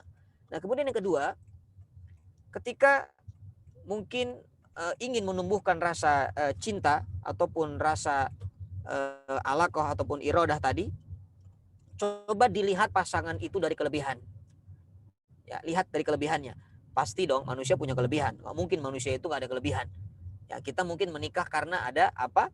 Karena cantiknya. Oh, cantiknya mungkin relatif. Oh, mungkin karena baiknya. Ya, baiknya juga relatif. Baiknya mungkin karena dia ini keibuannya ada. Oh, keibuannya juga relatif mungkin karena masakannya enak, ini masak apa aja bisa. Pokoknya kalau ada kulit bawang, kulit cabai jadi masakan. Ya, saking jagonya mungkin. Jadi lihat sisi kelebihan. Itu namanya mawaddah dalam Quran. Ya, karena ada rahmah, ada mawaddah. Lihat kelebihan. Pokoknya yang difikirkan itu adalah kelebihan. Karena kelebihan itu akan memunculkan rasa cinta yang namanya mawaddah kepada pasangan. Ya, itu yang kedua. Jadi yang pertama tadi apa? Yang pertama pastinya minta kepada Allah. Ya Allah, ya Rabb, tumbuhkan rasa cinta. Ya Allah, saya mencintai fulanah karena Allah. Saya mencintai fulan karena Allah. Ya, yang kedua, sambil berjalan tadi, apa yang kedua tadi? Yang kedua, lihat kelebihan pasangan kita. Lihat kelebihan. Ya, kemudian yang ketiga, lihat kelebihan atau kebaikan ya. Ya, maksudnya kelebihan bisa ataupun kebaikan. Ini baiknya apa ya? Masya Allah, walaupun dia itu dari sisi ekonomi kurang, tapi baik banget loh sama keluarga saya. Perhatian banget sama ibu saya. Perhatian banget. Pokoknya dicek kelebihan ataupun kebaikan. Ya. Kemudian yang ketiga, kalau seandainya ternyata belum tumbuh juga rasa cinta, maka yang ketiga ini dikatakan boleh datang ke para ulama atau ke orang-orang fakih, minta fatwa, ya, minta fatwa kepada mereka. Ya, misalnya dikatakan kalau zaman Rasulullah ada seseorang yang datang kepada Rasulullah minta berpisah dengan pasangan. Karena dia setiap melihat suaminya dibandingkan dengan suami orang, jadi timbul rasa kebencian kepada suaminya, timbul rasa tidak suka kepada suaminya, jadi maksiat di sana kan. Maka Rasulullah mengatakan kepada wanita ini, ya sudah, kalau memang mau pisah silakan pisah, gak ada masalah. Karena yang namanya perceraian walaupun itu dibenci oleh Allah, tapi ini ada syariatnya selama tidak mendolimi pasangan kita. Ya, artinya apa? Artinya memang sudah suaminya juga nggak ada rasa, istri nggak ada rasa, sudah bertahun-tahun. Ya, daripada memendam maksiat dalam hati kita, malah kita lebih suka melihat pasangan orang, malah kita lebih suka menilai-nilai, membanding-bandingkan. Ya sudah, datang ke ulama yang fakih masalah ini. Ya, mudah-mudahan Allah berikan solusi. Ya, ini saya sampaikan ini karena pernah terjadi dalam masa Rasul Shallallahu Alaihi Wasallam. Artinya apa? Artinya boleh nggak menolak pasangan ketika dari sisi fisiknya mungkin kita kurang suka dari ini? Boleh, silahkan. Ya, karena memang tidak ada paksaan dalam agama ini. La ikroha fiddin. Ya, itu pun termasuk dalam urusan ta'aruf. Ya, tapi memang kalau bisa dan masih sabar, sabarnya nggak ada batas, itu lebih baik. Ya, mudah-mudahan bisa difahami ya. Syukran, wallahi bariku fiik. Terima kasih Ustadz. Selanjutnya ini mungkin agak mirip-mirip ya. Karena bagaimana memupuk iman cinta kita kepada Allah Padahal terkadang iman kita naik turun. Bagaimana agar selalu mengingat Allah dan selalu istiqomah, Ustadz? Nah, ini yang paling susah emang, Ustadz. Istiqomahnya nih. Silakan, Ustadz. Baik, Hmm. jazakillah khair. Agar selalu ingat kepada Allah, maka kuncinya adalah zikrullah. Ala bidzikrillahi tatmainul qulub. Hanya dengan mengingat Allah, hati itu jadi tenang. Kalau hati sudah tenang, inilah yang dikatakan ya ayatuhan nafsul mutmainnah. Hai jiwa-jiwa yang tenang. Nah, memang istiqomah ini tidak butuh 1 hari, 2 hari, 3 hari. Tidak, istiqomah ini butuh selama-lamanya. Ya, maka istiqomah ini pun pasti naik turun. Ada namanya futur. Ya, futur itu kadang-kadang lemah. Yang tadinya semangat jadi malas. Yang tadinya ngaji sehari 2 kali jadi 1 kali. Yang tadinya baca Quran 5 halaman jadi cuma 2 halaman. Itu mah sudah fitrahnya manusia. Nggak ada masalah. Ya, istiqomah itu memang hanya bisa dilakukan ketika seseorang ini sudah mendapatkan irsyad dari Allah. Irsyad itu petunjuk agar kita istiqomah. Kekuatan agar kita istiqomah itu namanya irsyad. Dan biasanya teman-teman bisa istiqomah itu kalau di bulan Ramadan. Itu bulan Ramadan itu dahsyat sekali, menggembleng kita agar menjadi pribadi yang istiqomah. Ya. Apa yang bisa kita ambil? Kok bisa istiqomah di bulan Ramadan? Ya, satu, karena di situ ada motivasi dari Allah. Maka kalau ingin istiqomah, coba cek keutamaan dari amal soleh itu apa agar kita semangat. Buat motivasi diri, misalnya buka keutamaan tahajud. Apa keutamaan tahajud ya?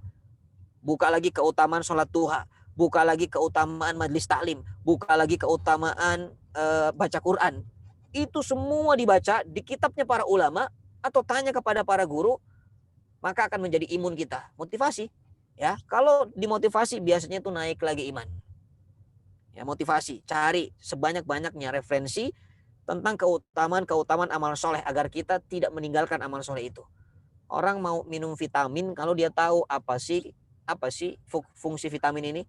Orang akan minum vitamin C yang banyak kalau dia tahu pentingnya vitamin C itu untuk menjaga daya tahan tubuh. Apalagi di tengah pandemi. Maka orang akan semangat beramal soleh, istiqomah dalam melakukan amal soleh kalau dia tahu apa sih manfaat amal soleh itu bagi kehidupan kita. Ya, jadi itu yang pertama. Memang harus cari referensi, motivasi dari amal soleh itu. Yang kedua, kalau sudah kita menemukan yang namanya motivasi ya untuk kita ini bisa istiqomah, maka yang kedua ini para ulama mengatakan tanamkan sifat muraqabatullah. Muraqabah itu merasa diperhatikan Allah.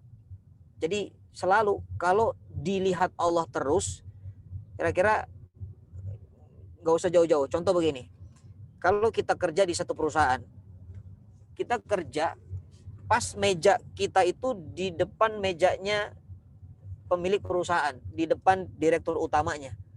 Dan dia melihat terus kita kerja, kira-kira kita istiqomah untuk kerja. Apa kadang-kadang main gadget, kadang-kadang keluar masuk, kadang-kadang ngobrol? Nggak mungkin, pasti akan istiqomah terus kerjanya full, 8 jam, istirahat hanya 1 jam. Karena di hadapan dia ada bos, direktur. Nah, ini kita dalam beramal bukan lagi manusia yang melihat kita, tapi Allah tahu, Allah memperhatikan kita. Kalau sudah tertanam daripada sifat muraqabah, merasa diperhatikan Allah, rasa-rasanya tidak ada waktu sedikit pun yang kita sia-siakan untuk melakukan amalan-amalan tidak manfaat. Ya, jadi tanamkan sifat muraqabah. Satu, cari motivasi amalan agar semangat untuk kita istiqomah. Yang kedua, tanamkan sifat muraqabah kepada Allah. Ya, kemudian yang ketiga, ingat bahwa manusia akan diwafatkan sesuai dengan kebiasaannya. Ingat mati maksudnya. Ya, kalau kita mau maksiat tuh ingat mati. Kalau kita mau beramal soleh itu ingat mati. Kenapa? Karena ya Allah, kalau teman-teman lagi malas sholat tahajud misalnya, ya Allah barangkali malam ini saya terakhir tahajud. Kan kalau saya tahajud dan ini terakhir, artinya saya wafat dalam keadaan tahajud. Supaya semangat kita. Ya Allah, saya mau baca Quran. Barangkali ini bacaan Quran terakhir saya ya Allah. Jadi semangat tuh baca Quran. Ini nggak ada celah untuk kita ini meninggalkan daripada amal soleh. Ya, itulah poin yang ketiga. Jadi satu tadi Satu, tarik segala macam fadilah atau keutamaan amalan-amalan soleh. Yang kedua, apa tadi yang kedua? Yang kedua adalah ada yang ingat tadi yang kedua? Saya lupa. Yang kedua, yang pertama tadi apa? Yang pertama cari keutamaan dari amal soleh yang kita miliki atau yang ingin kita lakukan. Yang kedua, apa tadi yang kedua? Subhanallah, saya lupa. Ada yang ingat? Rokobah Ustadz. Baik, apa? Yang merasa diawasi tadi ya. Oh, muraqabatullah. Karena Allah. diawasi Allah. Ya, ini bukti manusia tuh begini ya. Baru diomongin sudah lupa ya. Muraqabatullah. Nah, yang ketiga apa tadi? Yang ketiga sudah belum? Ingat mati. Yang ketiga ingat mati. Ya, yang keempat, yang terakhir. Yang terakhir adalah ingat. Kita tidak tahu kapan, di mana, dalam keadaan apa amal kita diterima. Kita nggak tahu. Ya, kita nggak pernah tahu nih, apakah dari usia kita balighah kemarin, usia balik, sholat kita sudah diterima oleh Allah. Sampai hari ini kita nggak tahu. Karena Allah nggak pernah menjamin amal soleh kita diterima. Allah cuma perintahkan amal soleh. Tapi Allah nggak ada jaminan amalmu diterima. Makanya Rasulullah pun doanya, Allahumma inni as'aluka ilman nafi'an wa rizqan thayyiban wa amalan mutakabbalan. Seorang nabi yang amalnya pasti diterima, tapi masih minta diterima oleh Allah. Nah, kita sekarang kan nggak tahu nih amal kita. Apakah amal kita ini menjadi amal diterima atau tidak? Maka satu-satunya cara adalah dengan istiqomah beramal.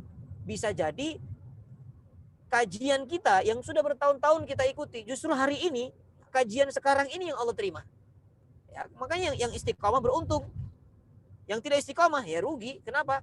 Karena bisa jadi kajian yang harusnya diterima, tapi dia tidak mengikutinya, tidak mendapatkan keutamaan diterimanya kajian. Ya, jadi itulah 4 poin ya ketika ingin memantapkan hati kita untuk menjadi pribadi yang istiqomah. Ulangi lagi ya, mudah-mudahan saya nggak lupa. Satu apa tadi? Satu, cari keutamaannya. Yang kedua, tanamkan sifat muraqabahnya. Yang ketiga, ingat bahwa kita akan dimatikan, diwafatkan sesuai kebiasaan. Yang keempat, kita tidak pernah tahu amalan mana yang Allah akan ridho dengan amalan kita. Ya, ini 4 poin mudah-mudahan bisa membuat kita menjadi pribadi istiqamah.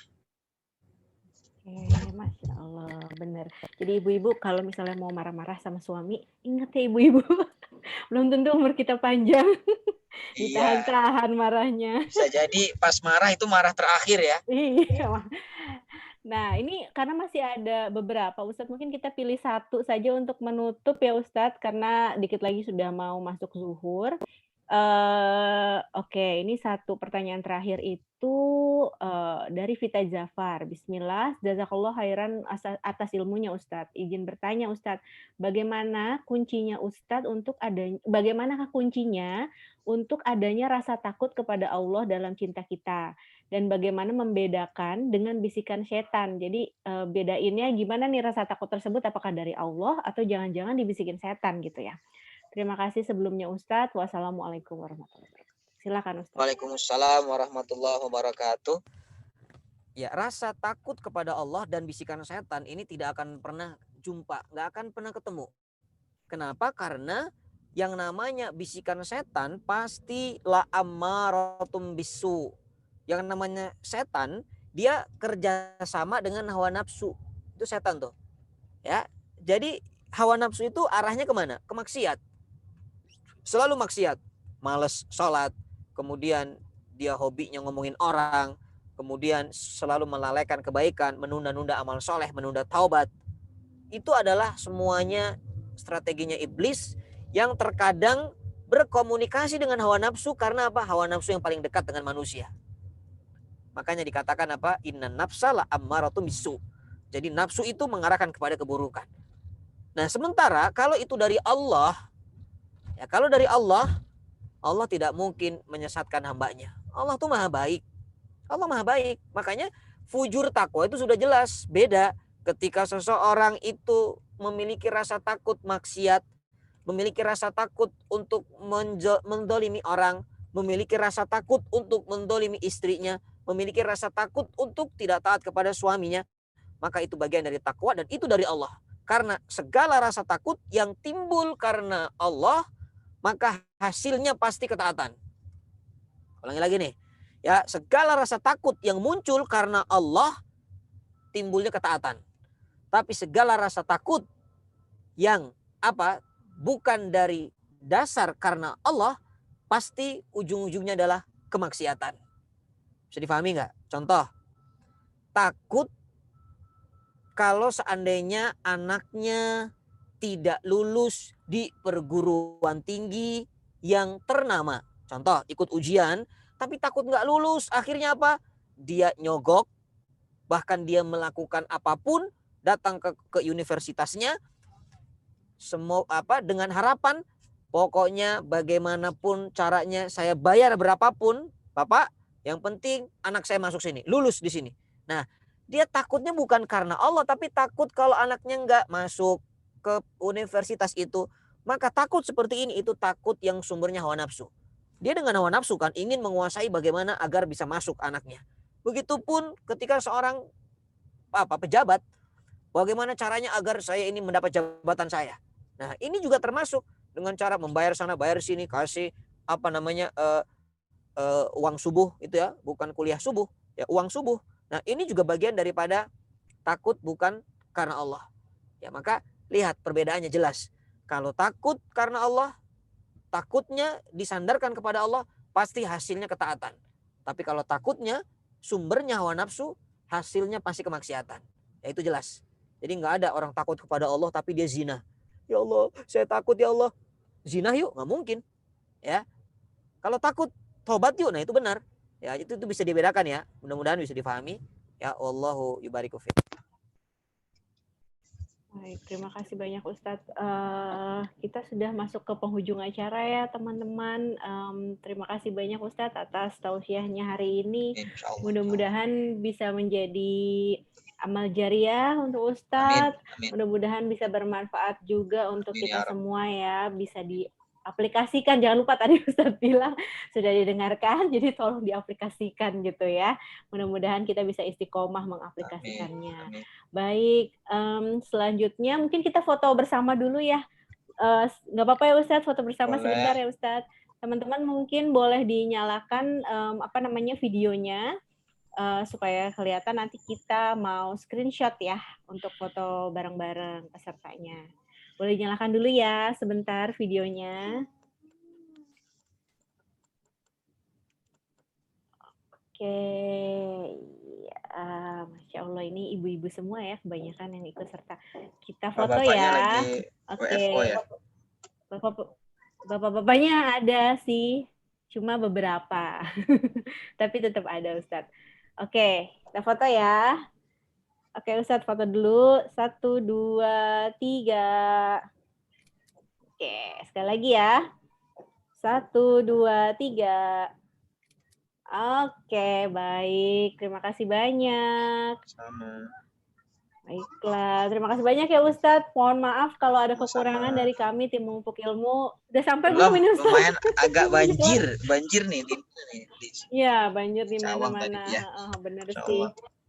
Mudah-mudahan perjalanannya lancar ya Ustadz sampai tujuan. Mohon maaf ya. Mohon maaf juga ya, saya kurang maksimal di kamera nih, soalnya goyang-goyang, takut ada yang pusing. Nggak apa-apa, mudah-mudahan ilmunya justru yang message-nya justru yang sampai banyak ya Ustadz ya. Mudah-mudahan bisa jadi bermanfaat. Oke, kalau begitu kita tutup ya teman-teman. Terima kasih banyak sudah bergabung dalam sesi ini, sudah menyempatkan waktunya. Mudah-mudahan masih sempat untuk ibu-ibu nyiapin makan siang ya buat suami dan keluarganya.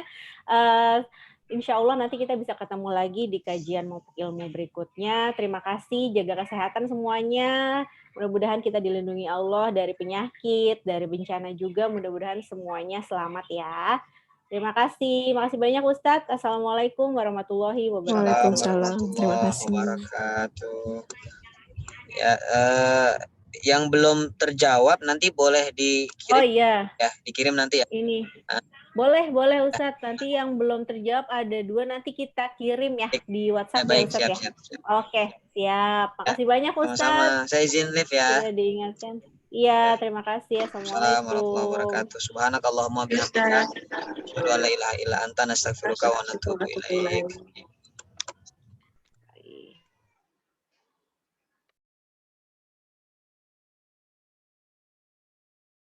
Kami tutup ya teman-teman. Terima kasih sudah bergabung. Assalamualaikum warahmatullahi wabarakatuh.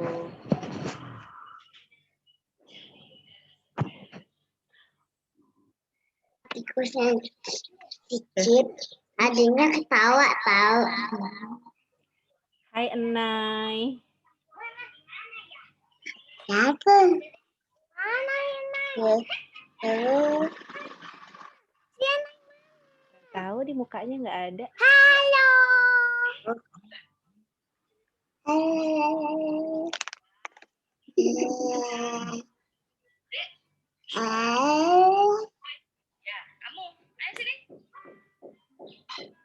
Udah ya. Hai, Tadi Nay. lupa.